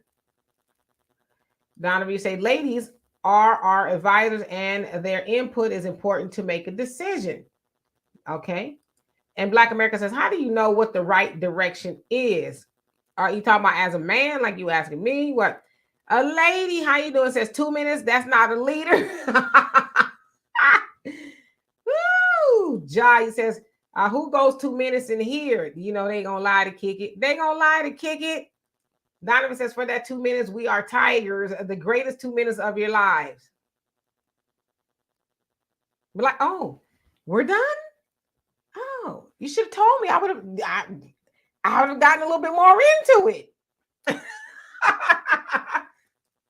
Michael would say, I have issues with traditional gender roles because I experienced issues growing up where my parents argue about cooking, cleaning, and taking care of kids when men treat women like crap. Yeah, well, let me ask you this, Michael. Since you experienced that with your parents and stuff, is it because your parents were fighting their roles? I would assume your dad was the traditional type man where he expected his wife to be a certain way, and she was more of a modern woman. Because here's the problem: a lot of people don't want to admit, and they don't want to say. If you're a modern woman and you're pushing against that traditional man, there's definitely going to be problems. And yes, ladies, I know it's a different age and day, but unfortunately, when you pick a traditional man, you are picking problems in what the kids are going to see as the arguments mount over really nothing, but it is something. And that's where the confusion comes in. If you're raising kids that have to see that, and they don't know what the proper gender roles are, or whatever you guys perceive in your household is the roles of folks, that's where the confusion comes in. I think in the modern age right now, we have a problem with males and females that don't know their proper gender roles. Thus, you have homosexuals that will move in with women that have their shit together, but these young boys don't have theirs together because they don't know how it is to be men because the men weren't in the households. A lack of roles in the home. So that could be an issue.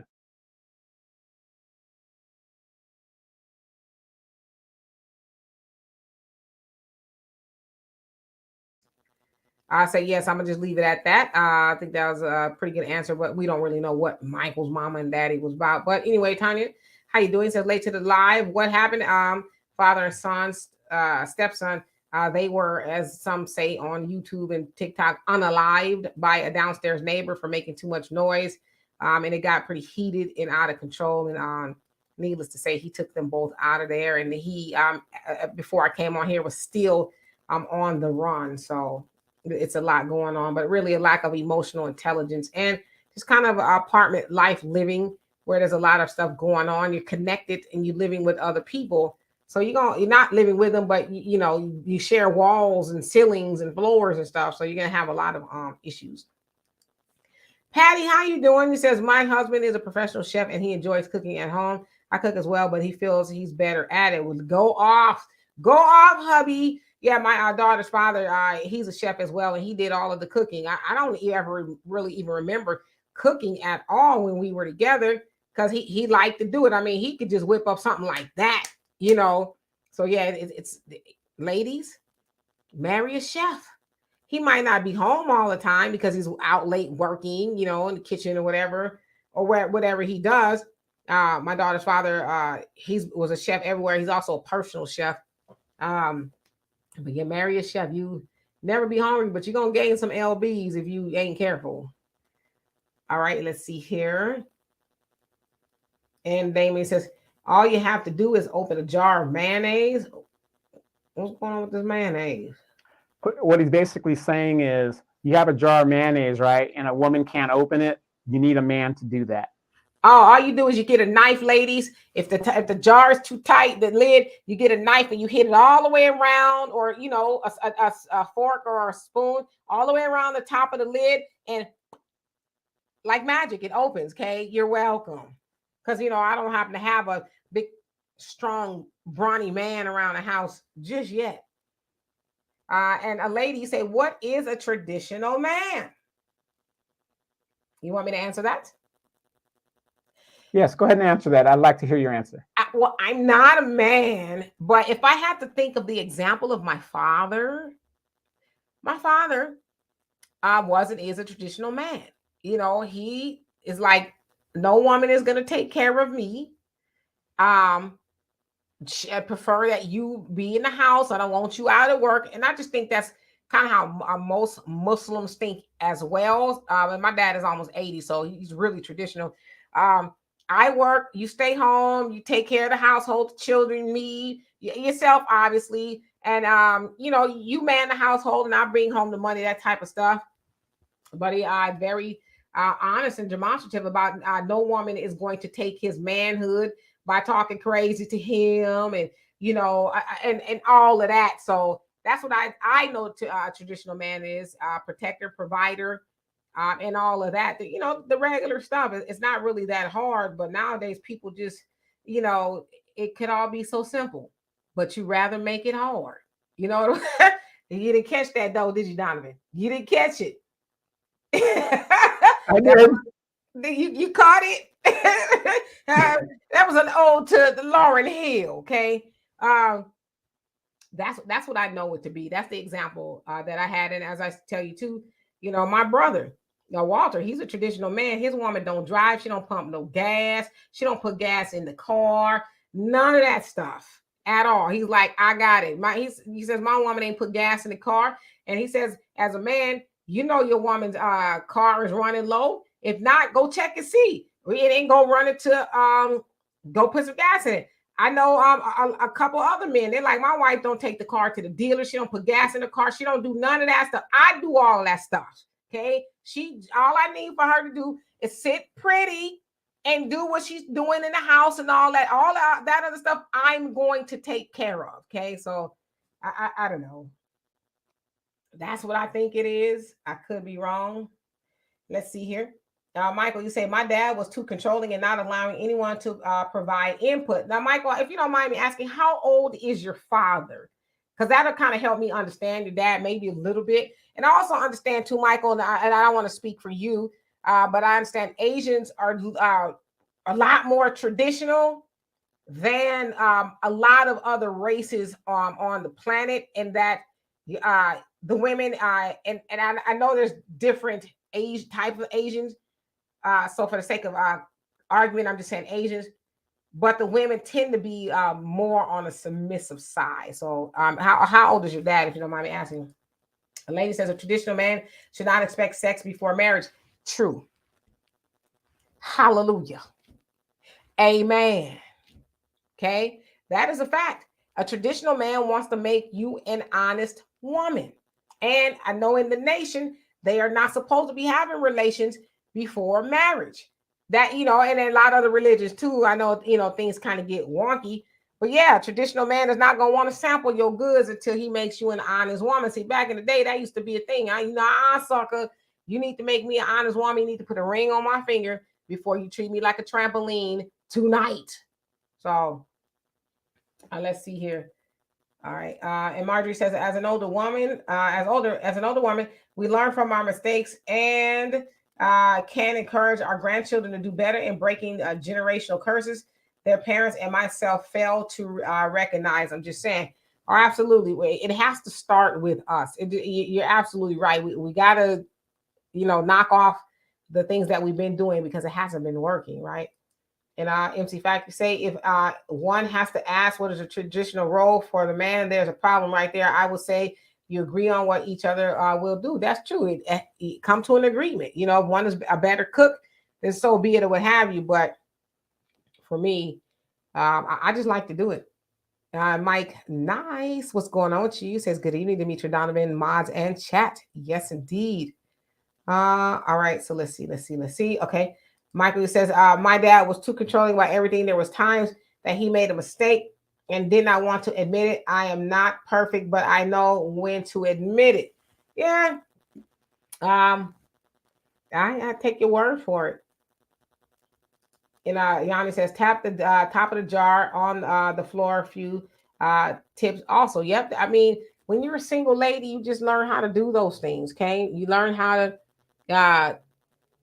get around and do things that you can't really do, that a man would ordinarily do. Honey, can you pop the lid open on this jar? It's kind of, hard.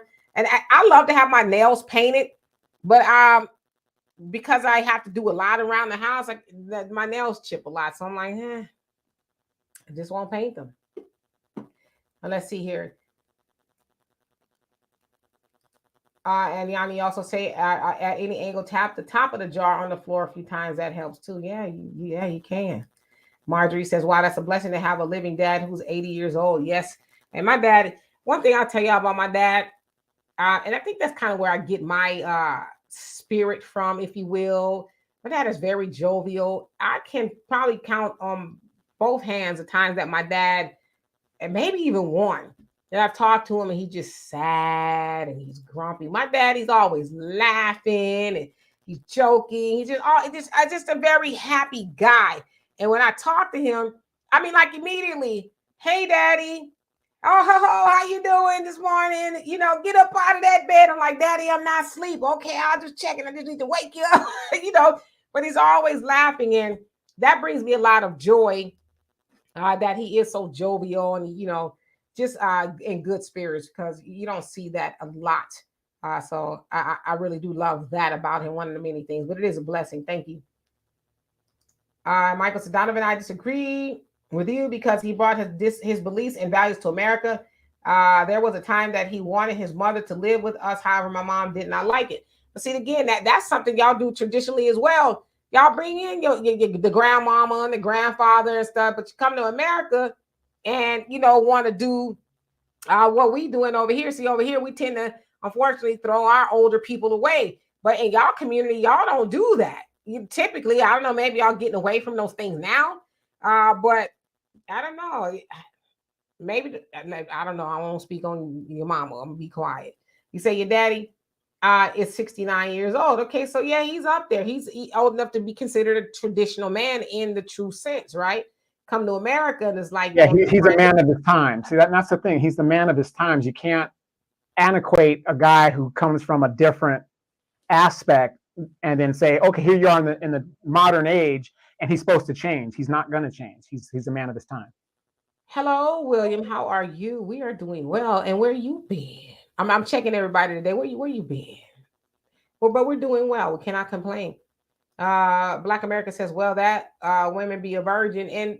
But listen, as Brother Nuri Muhammad said, in society, we teach that this society, which is jacked up, that the woman is supposed to be virtuous. And he says, ladies, you should expect the man to be virtuous as well. You like, why would I've always said that I don't want no man that's been running his stuff all around the block, all up in the neighborhood, like Heathcliff. terrorizing the neighborhood with his little 2 minutes with every woman that'll let him. That goes for both people. Like, why do you as men, and I'm asking this honestly, why do y'all think that it's all right for y'all to sow your royal oats everywhere, but then you should be entitled to a virgin? Would you like me to answer that? Please.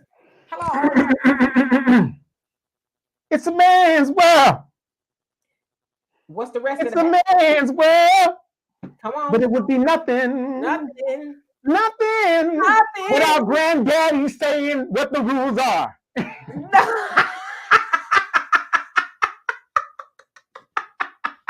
See, you see how you just change it up. You know what the rest of the lyrics say.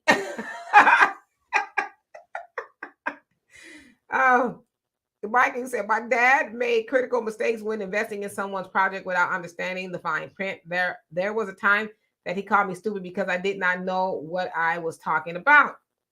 Well, I don't think your dad should have called you stupid. But there's sometimes let me tell y'all something. I am 52 years old. My daddy is almost 80. And what Demetra K does not do is ever talk back or question my daddy. When my daddy says something, for the most part, I say the most part because sometimes but for the most part, it goes. And I don't care how old you get, Michael. And I feel like I need to tell you this, okay? Because this, I think, will make life easier. I'm not saying your dad is always right, but sometimes, especially here in America, right? We think that it's our place to get our mama and daddy in check. That's out of order. As no matter how old you get, it's never going to be your place to check your mama and your daddy. It is out of order. Now, they doing some things that, maybe don't sit well with you. You can have a conversation with them, but to try to check your daddy, your dad, he sounds like it's very traditional. And the last thing he wants is for his son to be telling him, well, this is what you should have A, B, C, and D did, especially if it sounds like he made an investment mistake.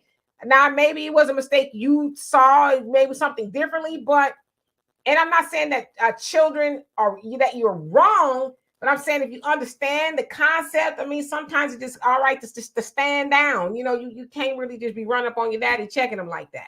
And and we also forget as children of this union that that's your daddy's woman. You know what I mean? What man wants another person telling him how he should handle his wife or his woman? That's his woman. Yeah. And Marshawn says, my dad is no joke either. At times too serious, just for fun. Now he's a grandfather. I hope he can be fun for them. Yeah. Usually they are. They say they like the kids, but they love the grandchildren. Yeah. And I always say this to ladies. Let's say you got a father or a baby daddy who's horrible as a baby daddy. He's just horrible. It wasn't doing what he was supposed to, right? But you will find the sins of the father will be redeemed when he becomes a grandfather, because he might be a shit husband, a shit dad, whatever, but he might be a dynamite grandfather. Yeah, and that's what they say. They love the kids, their kids, but they love the grandchildren because now right? You're much better, you're experienced, and all that. Brina says, my husband is 18 years older than me and traditional, but I just got the higher paying job and he's cooking dinner tonight to celebrate. We put too much emphasis on traditional and modern thing. Yeah. And it's like, whatever works, right? That's what should be done. And you really can't, it's not a cookie cutter approach, but if you don't have a problem being traditional, see, I'm just one of those people. I just like to do those things. But now that I'm single, I'm like, I better not be single too long because I ain't gonna be wanting to do that stuff too much. It's just me. I could wake up and eat a jam sandwich, jam 2 pieces of bread together, and that be it for the day. MC Factory says, what I found over my life is if married couples don't have a God in their lives, the relationship either runs into problems or doesn't last. I've seen lots of examples over my time. Yeah, I think there should be a higher power that you ascribe to help guide your relationship. So I agree with that. Where have you been? How you doing? Says my dad like messing with people. I get that quality from him. He wasn't messy. He just wanted to make you think. Oh, you have a conversation with my daddy. He's gonna be like, whoo. He He'll make you think, but he'll make you laugh too. And be ready to sit there for about 3 hours as he breaks that Quran and Yeah, we're breaking on down. Okay. Are you there? Are you there? Yeah, Daddy, I'm here. I'm still here. I'm listening. Yes. William says, working hard and trying to get out. Where are you trying to go? And Marshawn says, my sister just had twins on October 11th, boy and a girl. Well, congratulations to her. And congratulations to you as the auntie. Facts Not Feeling says, women love men who sleep around. Shit. They may not admit it, but look at their actions. I don't want no man to sleep around. I'm gonna tell you why I don't want no man to sleep around, because I do not want to be having a scratch where I don't supposed to be itching. Okay. And that's what people don't be talking about. Like, you know how many of my homegirls? Well, it ain't that many, but it's enough. Talking about my pH balance is off. Why your pH balance off, sis? Because he's sleeping around. You know, and he ain't sleeping around with no protection. He just spreading everywhere, and then he coming back. Hell to the no. So I don't want him wrong. I mean, you women outnumber us. He's just making up for the women that can't get a man statistically because of the numbers. And that ain't got nothing to do with me, okay? At all. You can just leave me all out of that equation. I don't want to be a part of that. William says, I don't want a virgin. It's just one more person I have to tell what to do. I get you. I get you. Miss Sweet Stock, how are you doing? It says, good evening, beautiful Dimitri Donovan. And thank you. Marshawn says, my dad thinks I am 12, shaking my head. Well, to your father, you're always going to be his little girl. My dad tells me all that all the time. And I'm like, yes, I get it. And I love that. I love that my dad, still sees me that way. Because there's a lot of people, dad shoot that, but like, when the last time I talked to you? It's been a couple of months, Daddy. That ain't my dad. And Emily says, I ain't mad. It's a man's world. I miss my dad. Yes, indeed. And Brina says, and then you'll turn around and complain about society's expectations and conditioning of men. Michael says, I usually don't say this. I have not talked to my dad in so many years because he does not want to see others' perspective. I try having a conversation with him, but he's too proud and ignorant. Well, I think you should talk to your dad. I'm one of those people, people say they haven't talked to their parents for this, that, and the other. So my dad always says, you can't undo yesterday, okay? You can't undo yesterday. It should not spend today. I don't know. Like I said, it's just, I'm not saying your father cannot, probably doesn't need advice, but if your dad is not open to that, is it worth ruining the whole relationship? He doesn't see your perspective. At the end of the day, you got to say, is it worth throwing a relationship away? Is it really harming me? Now, I get it. You want to feel valued by your parent, and I'm listening to you, but sometimes we just have to say it's not personal. My dad is just set in his ways. Listen, my dad is set in his ways too, okay? My dad is stubborn. He's stubborn. And it could, if I was in a position to try to check my dad, you're not doing what, if that's the way you do it. And I'm not saying this is you, Michael. I'm just saying you need to do it this way. You need to do it. I probably wouldn't be talking to my dad either. But sometimes you got to take a step back and say, well, he was doing this way his whole life. He going to do it with you until he ain't got no life no more. Do you, Dad? And I'm not going to, I can never imagine. I'm sorry. I can never imagine not speaking to my dad over his perspective, because what you're saying is he won't see other people's perspective, but then are y'all seeing his perspective as well? And I'm not defending your dad. I'm just, asking some questions. Right. And a real life story. I have a mom that is stubborn as a mule until this very day. Demetra knows, how my mom rolls down. And, the only thing I can do is continue to be the son that I'm supposed to. That's it. I can't change her mind. I can't make her do this. I can't make her do that. She's going to live with the decisions, and she's living with the decisions that, she makes, because she wants to be independent and free and all that other good stuff. My mom just had her second hip surgery. I said, Mom, do this, this, and that. Now, I don't want to do that, whatever. All right, cool. I still check on her every day, and I just be the best son that I can be to her. That's all I can be. Can children be in judgment of their parents? I don't think we can. I think you can judge them, but for what? Well, in the like of, No, I get what you're saying. I get what you're saying. Like, we could judge them, but what can you really do about it? They gonna do what they gonna do, regardless if you like it or not. So, and Black America says men are not fun. You know what? I just had a second to think about what you said. I know some men who are fun, but I get where you're going with that. I'm one of those people wish that men were a lot more fun. Now I'm not saying acting silly. That's cool too sometimes, but I just noticed that a lot of men, I would say that I've dated, they just haven't really had a sense of humor and just they just too serious. And I'm like I could be serious, but I'm more silly than anything. You know what I mean? And so I just need that in a that quality in a man. I need you to have like a real sense of humor. I ain't talking about because you can tell a joke. I'm talking about having a real sense of humor. Then you're not grumpy all day long, and God forbid somebody say the wrong thing to you. And no, so I don't know. Y'all need to be fun. A lady says patience come with age. Yeah, it's something that is definitely learned. In fact, my feeling says, would who would a woman prefer to go out on a date with? The football player that slept with half the cheerleading squad and the other half want to go with him?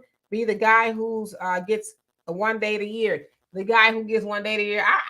Let me ask y'all this: would y'all rather date the cheerleader who's been around on every team, or the bookworm that goes on one date a year? You want me to answer that? Yes. We did a show on that earlier today. That dude, Joe Smith, knew who his wife was before he married her. And I know a lot of people in the adult entertainment industry. I'm gonna tell you, a lot of those women get wifed up. A lot of those women get wifed up. I don't know why. I don't know what. Well, I know why, but you know what I mean? The phenomena of it, you think that these women would be the last on the plate, but these women are getting wifed up. Yeah, but and then I don't know. I'm facts, not feelings. I'm telling you right now, I've never thought a man that sleeps around with all the. I never thought that was attractive. It's dirty. It's dirty. Just like y'all think women that sleep around are dirty. I see men that sleep around, to me, they dirty. They just seem dirty to me. And it's like, you think you finna hop up on me? No, you not. I don't think so. So I think it's disgusting actually. And I just can imagine rolling around nowhere with a man who sleeps around. If it have my pH balance off, I'm sorry. Uh y'all women know what I'm talking about when your pH balance be off. It's like, Did you hear that quote by Typhoid Red? sexy Did you hear red. that quote she said? I think I Which sent it one? to you. What'd she say? She said that if a woman's skank ain't stinking, she ain't working hard enough. Oh yeah, ain't nobody listening to her. It's like, well, working hard enough doing what, you spinning a block. What are you talking about? M says mine show was and had no damn to give about who didn't like it, but I still, but I love him still. And Brina says my dad would be in his late 80s if he was alive, but I still wish he was here. Yep. Uh, Having a dad is just, it's just one of those things, especially at this age. My mom, she's been gone for 7 years in November, so that's pretty hard in and of itself. Miss Sweet Talk, she says, my son definitely won't check me no matter how old I get. This is my life. Yeah. You might not like some of the things your parents are doing, but well, you need to do A, B, C, and D. Nah, that's not how it works. If I want to do it, and I hear what you're saying, I take your advice, but your parents, they set in their ways, and they're not gonna turn, they're not gonna change. All right, so let me just skip down a little bit. Yeah, Brina, I love fun men too. I really do. Emmy say I like that quality in UDK. Yeah, yeah. Like, why are we taking ourselves so seriously? I don't get it. There's a time and a place. I was the student in school that would always get kicked out of class because I could not stop laughing. And I'm like, listen, I'm not trying to laugh. I just can't, I don't know how to stop laughing. I've been in choir my whole life. Get up there, and it was a nervous thing. It's dead quiet. You're waiting for the piano to start playing, and the giggles just, man, I was like, I don't know what to do. I can't stop. But yeah, never lose that quality. If you guys have a good sense of humor, you're silly, you like to laugh, and never lose that. That is priceless. Marshawn says, I say, I try to say I also lost my best friend who was like my real mom. My second mom to cancer. That hurts too. Yeah, I lost my mom to cancer as well. Well, what's the question? Facts Not Feeling says that's not the question. Also, you asked me what would a woman like to do? I'm telling you, as a woman, I don't want to sleep with a football player that all the cheerleaders want to be with. I want to be with the dude who's had a date a year. If I had that choice, yeah. But the man that's sleeping around with all the cheerleaders, I don't want to be on no roster. And definitely, I don't want to be the last one warming the bench, waiting for all the players to get done playing. And, you done got sweaty with all them, and then I'm finna come in. Hell no.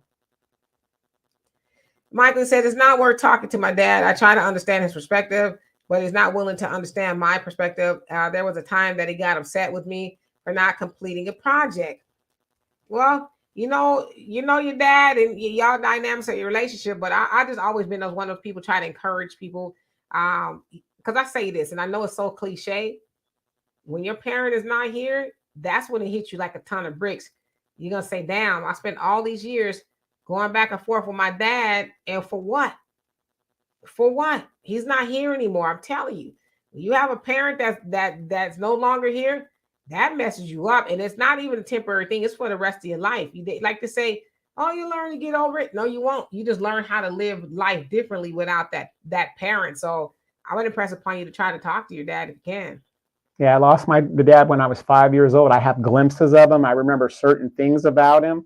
But I'm telling you, even if I can talk to my dad for one day, I would give everything I own just to do it. Because when I see people that have their fathers that are right here and they don't have relationships with them, I am just like, how could you not take advantage of that?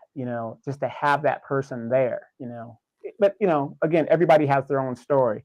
But for things in regards to how my dad thinks, and even like how my mom thinks, I think is just antiquated.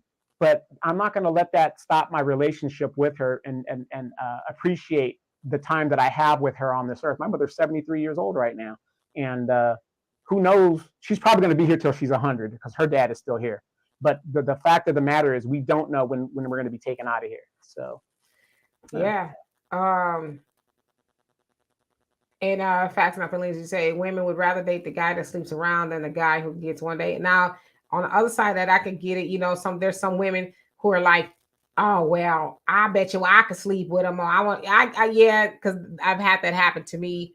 A woman thought it was optimal to see if she could sleep with my dude, and she was able to do that. So yeah, I can see that, but I'm not one of those people. I'm not trying to sleep with the dude who's getting his little rod around everywhere. And you say, okay, let's see here. Black America, he said, give me the one that gives BJ's and takes it every way. I don't care. She can read.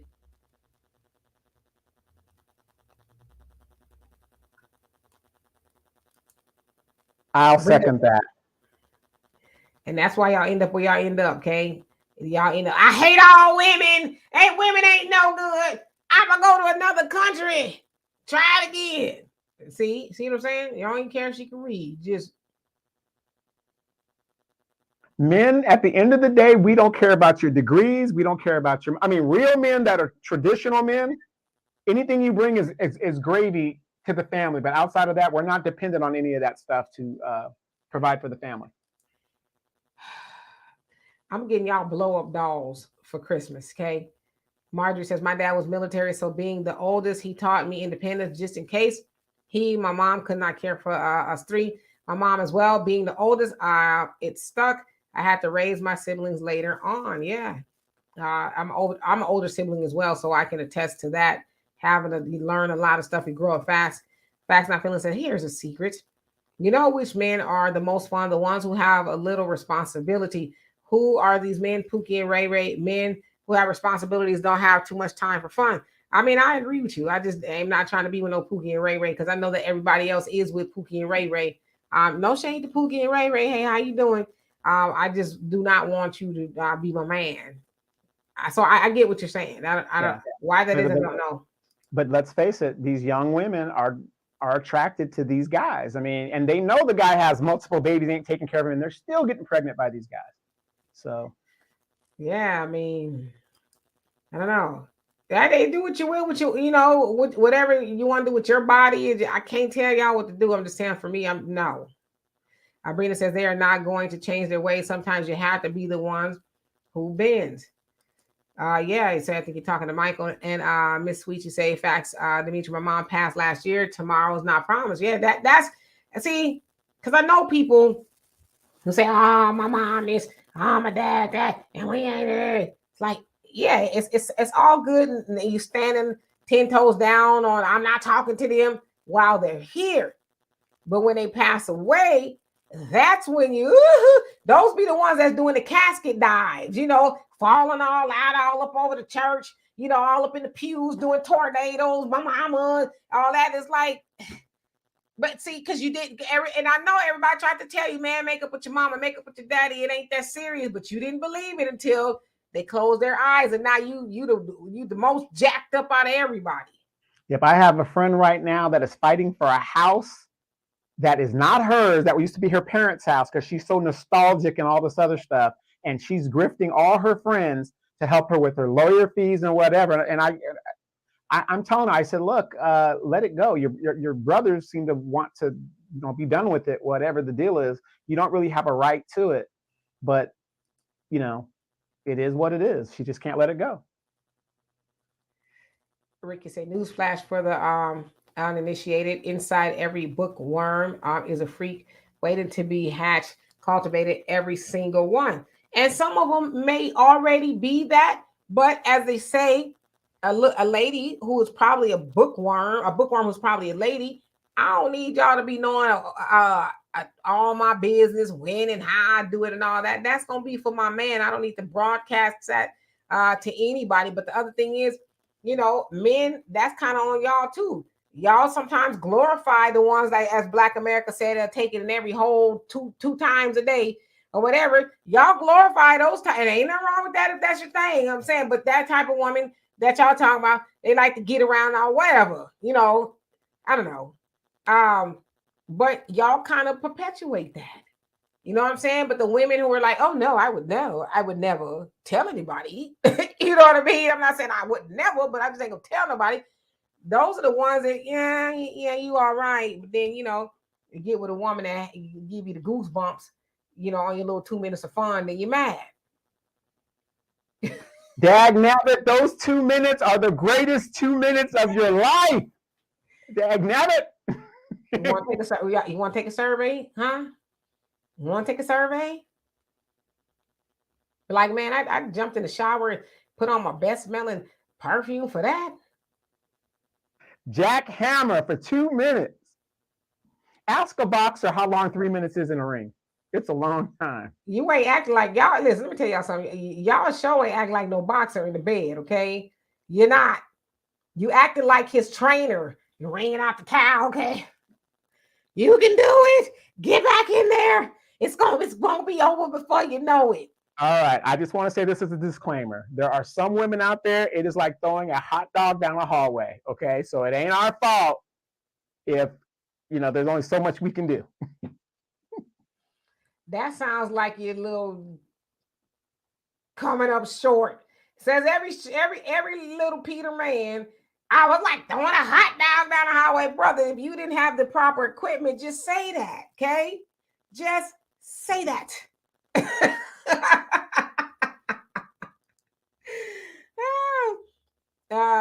It says, right. Well, there are AI women out there. Matter of fact, I like American Horror Stories, and they actually had a show about the AI girlfriends. Y'all ought to be careful out there, okay? Be careful. I'm just saying. Facts Not Feeling says, a female a friend of mine said to me, I will never go with that guy. He's been sleeping with all the other women at the job. Guess what she did? She went with the same guy. I just had a laugh. I don't know what to tell you. Marjorie says, Demetri and Donovan, this is an excellent broadcast. Do more of these excellent dialogue. We shall. We want to keep it light. Okay, let's see. In fact, my feelings also say, I can never seem to meet a woman that takes it.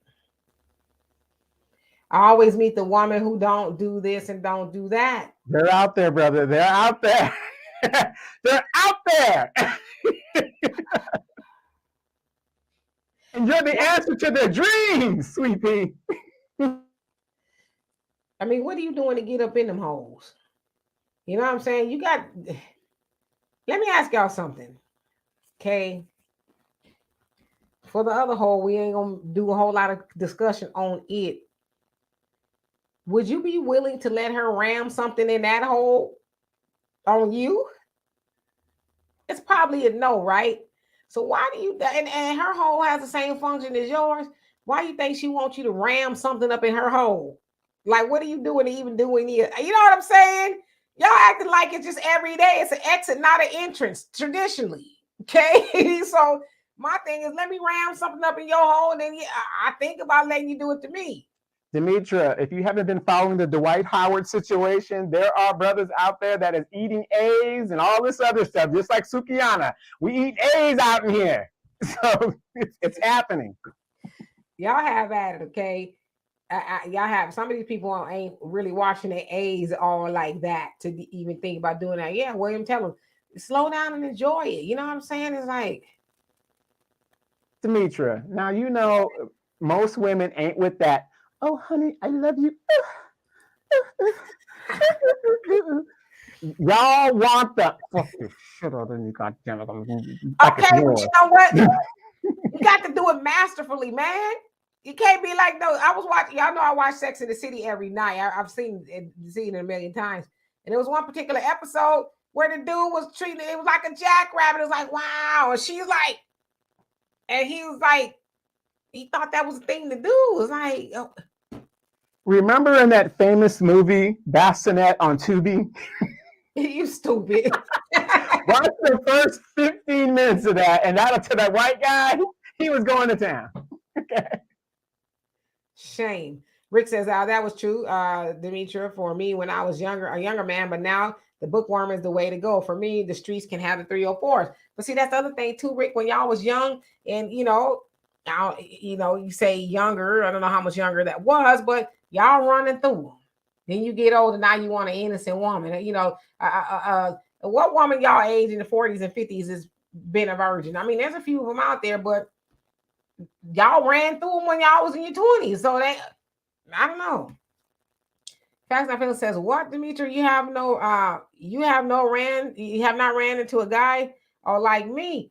All right. Well, you said that they ain't giving up all the holes, so you need to improve upon your game. I don't know. That other hole, that's not something you really just be wanting people to be up in. You know what I'm saying? What are we doing here?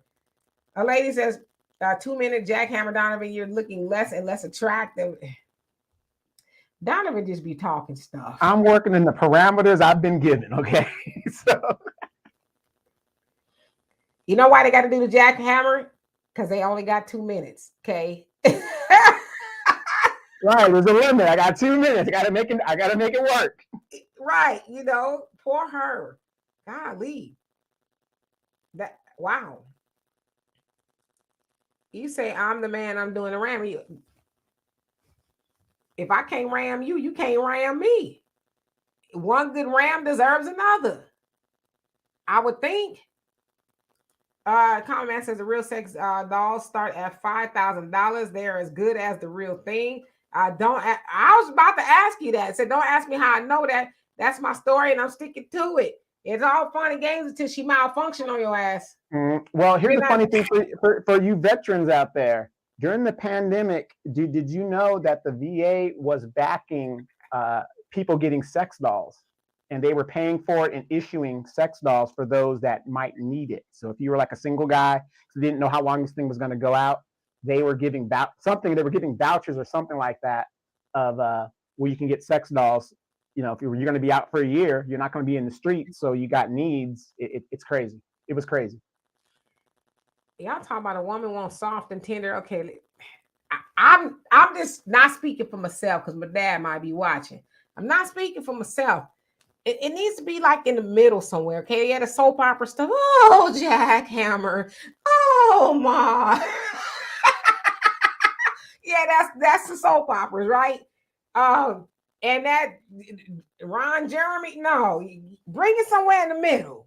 You know what I mean? Somewhere in the middle.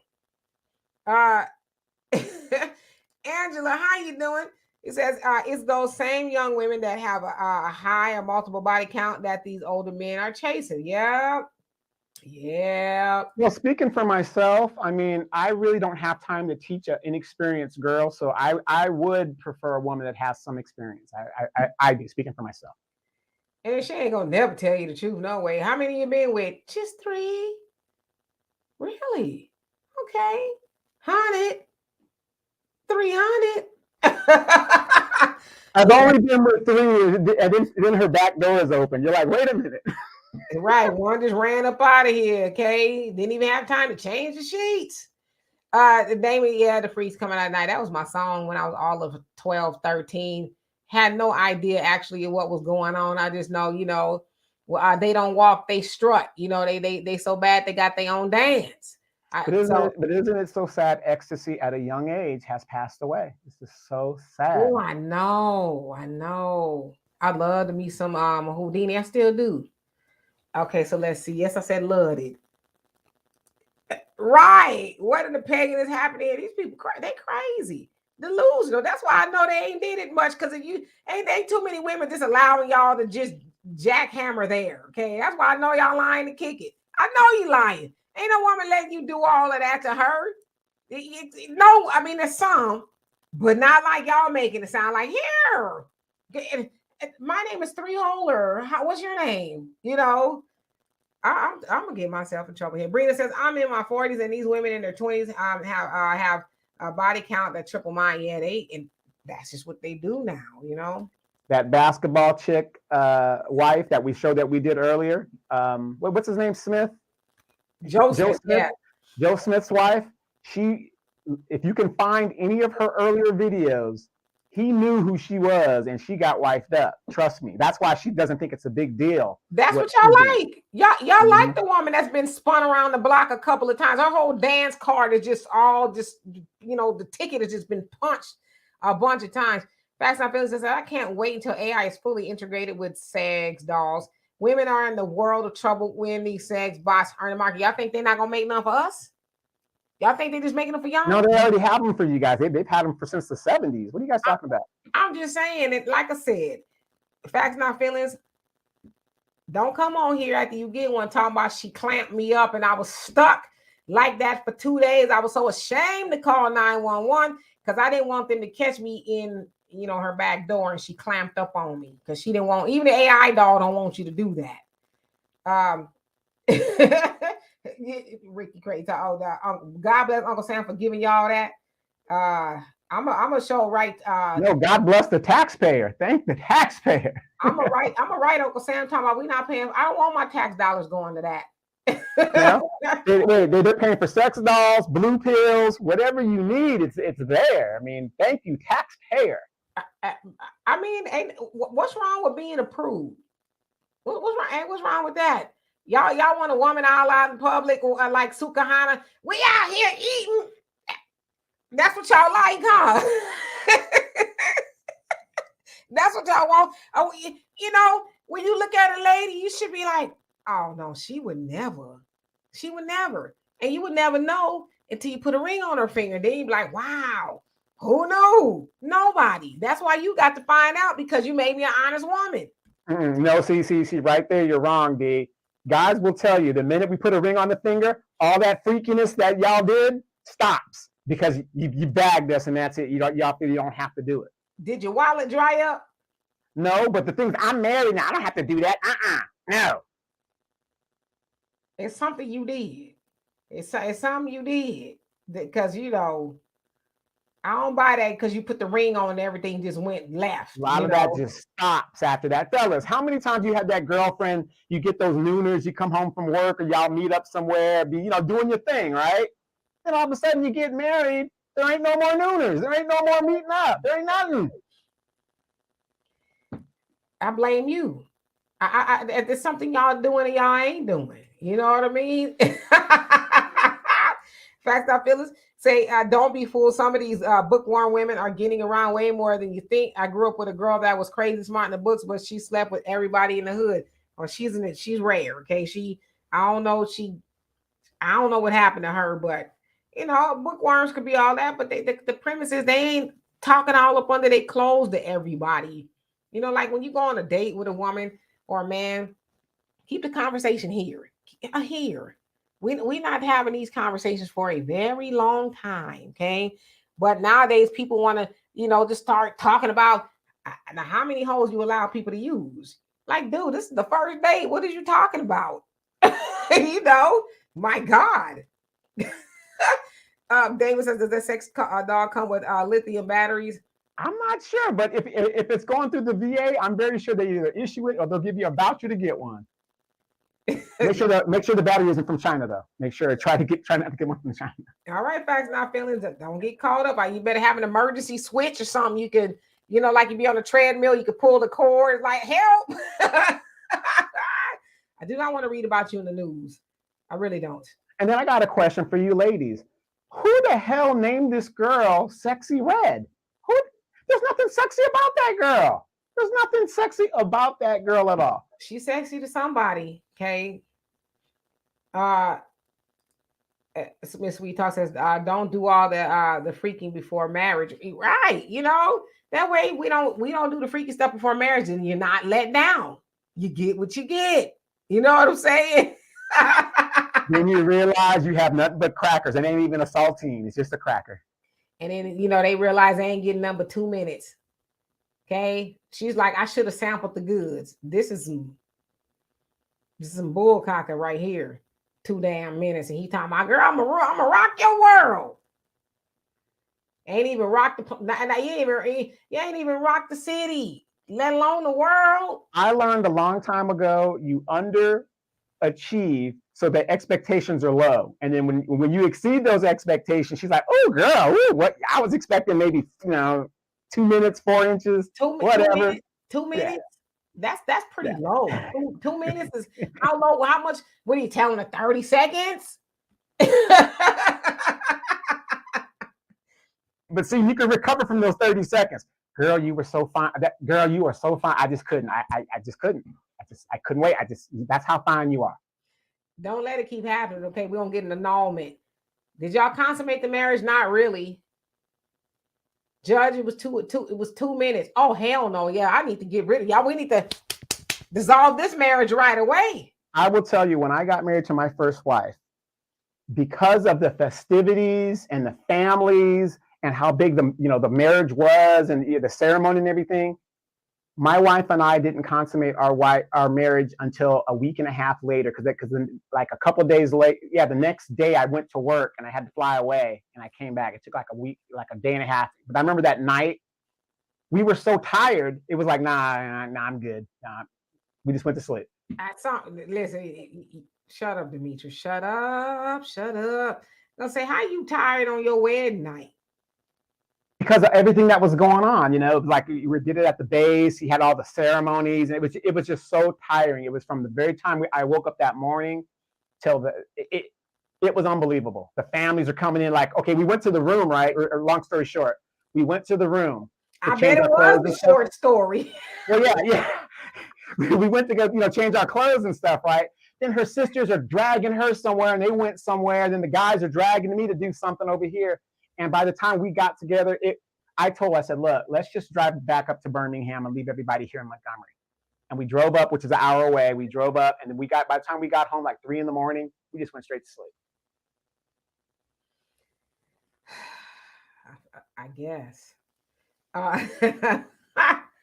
Facts, not feelings. Why you cap? I shouldn't say that. I don't know. You might.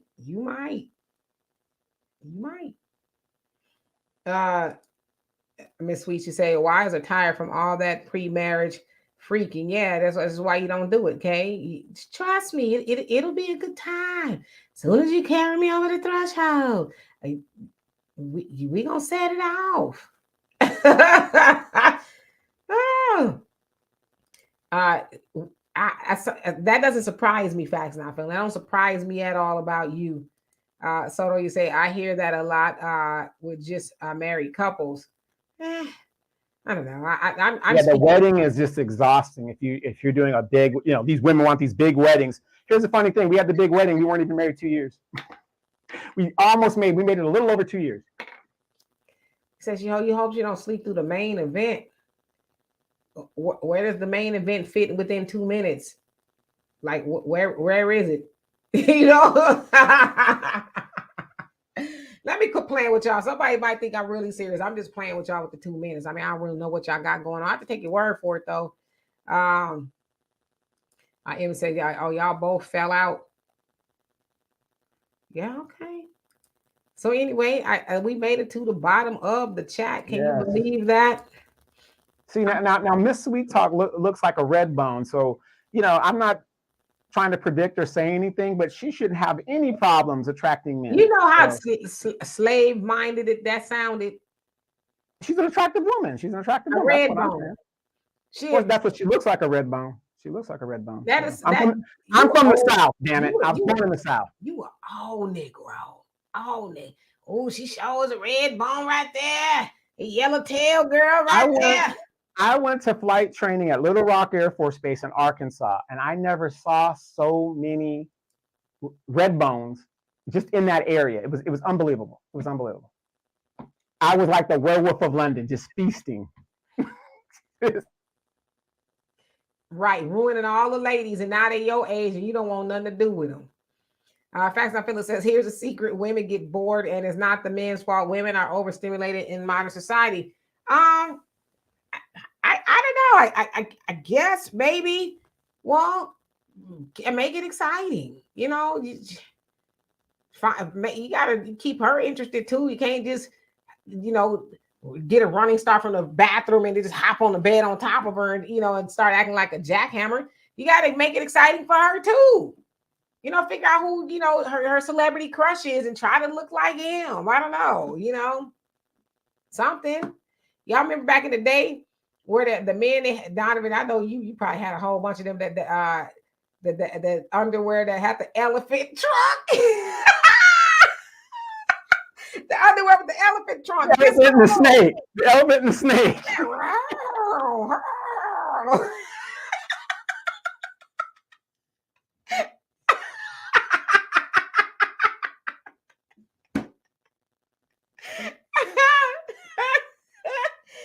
Oh man, I don't know what's going on tonight. It's a full moon or something. It's who fat? Who? Yeah, right. Paper bag tested and stuff. That's that. Donovan is an old Himino Negro. She sure is a red bone. I can just pick them out. I can just pick them. Civil rights having ass talk about some red bones. All right, for real. Okay. Miss Sweet Talk, I wouldn't even answer no doggone Black America. He won't even show nobody what I know what he looked like, but he won't show y'all what he looked like. Yeah, y'all remember that the men had the Speedos and it had the elephant trunk, and it's like some of y'all need to make some small, medium, and large. Y'all just making a one size fits all, and that elephant trunk gonna be deflated at the bottom. So make it accordingly. But yeah, y'all wear those to keep her excited, and make it or however elephants do. She might find that sexy. I'm just saying. The comment says, I went to U.S. Army Redstone Arsenal in Alabama. Great school. All right. Okay. So for real, to get out of here before we get in trouble. Facts Not Feelings says, listen, I laid pipe like the best plumber in town. I'm creative. He says, I can cook. I'm good with my hands. And that still was not enough. Women get bored, and that's not men's fault. You know what, though? But that woman got bored. Not all women are like that. I just keep wanting to tell you that. Facts Not Feelings. All women are not that way. All women aren't going to be like, well, that was nice. That little 2 minutes he gave me for the last 3 years, that was cool. But now all women ain't like that. I just want you to know that, okay? There's a lot of women who appreciate you. Brother Samuel, you say, so he really got to dress up like the barge. I mean, you know what, though? I'm not attracted to Elder Barge like that. I don't see him in that way. It's just so weird. I mean, If El Jabbar's got 11 kids, if El Jabbar says, Demetri, let's get married, what would you say? Are your kids grown? They're all grown. All his kids are grown. You're not doing crack no more? He still, you know, he might slip back every now and then. No, okay. You can sing to me though. All this love is waiting for you. You can sing to me. Yes. All of that. But I never saw him that way. I don't know. Maybe it's just me. Maybe I need to start looking at him that way. I don't know.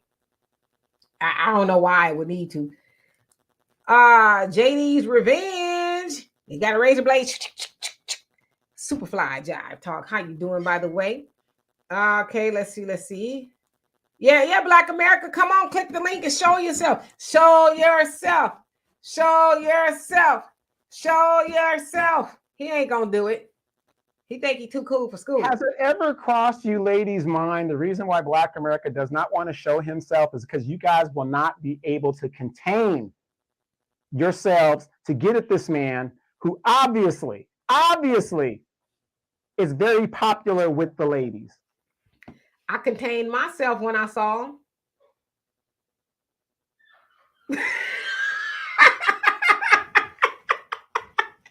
I'm just playing Black America, you know. It's all love. It's all. You didn't see me. You didn't see me lose my cool. I was like,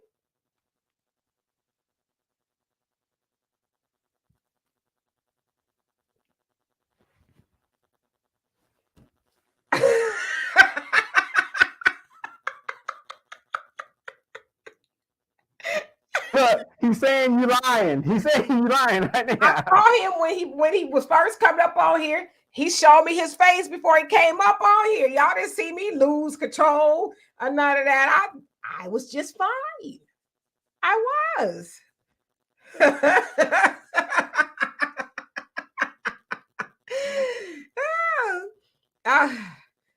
Yeah, I'm about to lose it. I'm starting to sweat. The fact up it says that Demetri and Black America fight is like they were dating. No, we not dating. I've never met Black America a day in my life. Maybe I am afraid to meet him because maybe he might give me that look, and I might get locked in. I don't know. So y'all might be on to something. Hey, your average logical thinker, how you doing? But anyway, let's get out of here. I don't know what you guys have planned tonight. I don't have anything planned. I'm hungry. I ate earlier. I'm still hungry. Yeah, you had your clothes on too. Thank God. Thank God you did. Because then I don't know, maybe I would have lost control and saw your little elephant.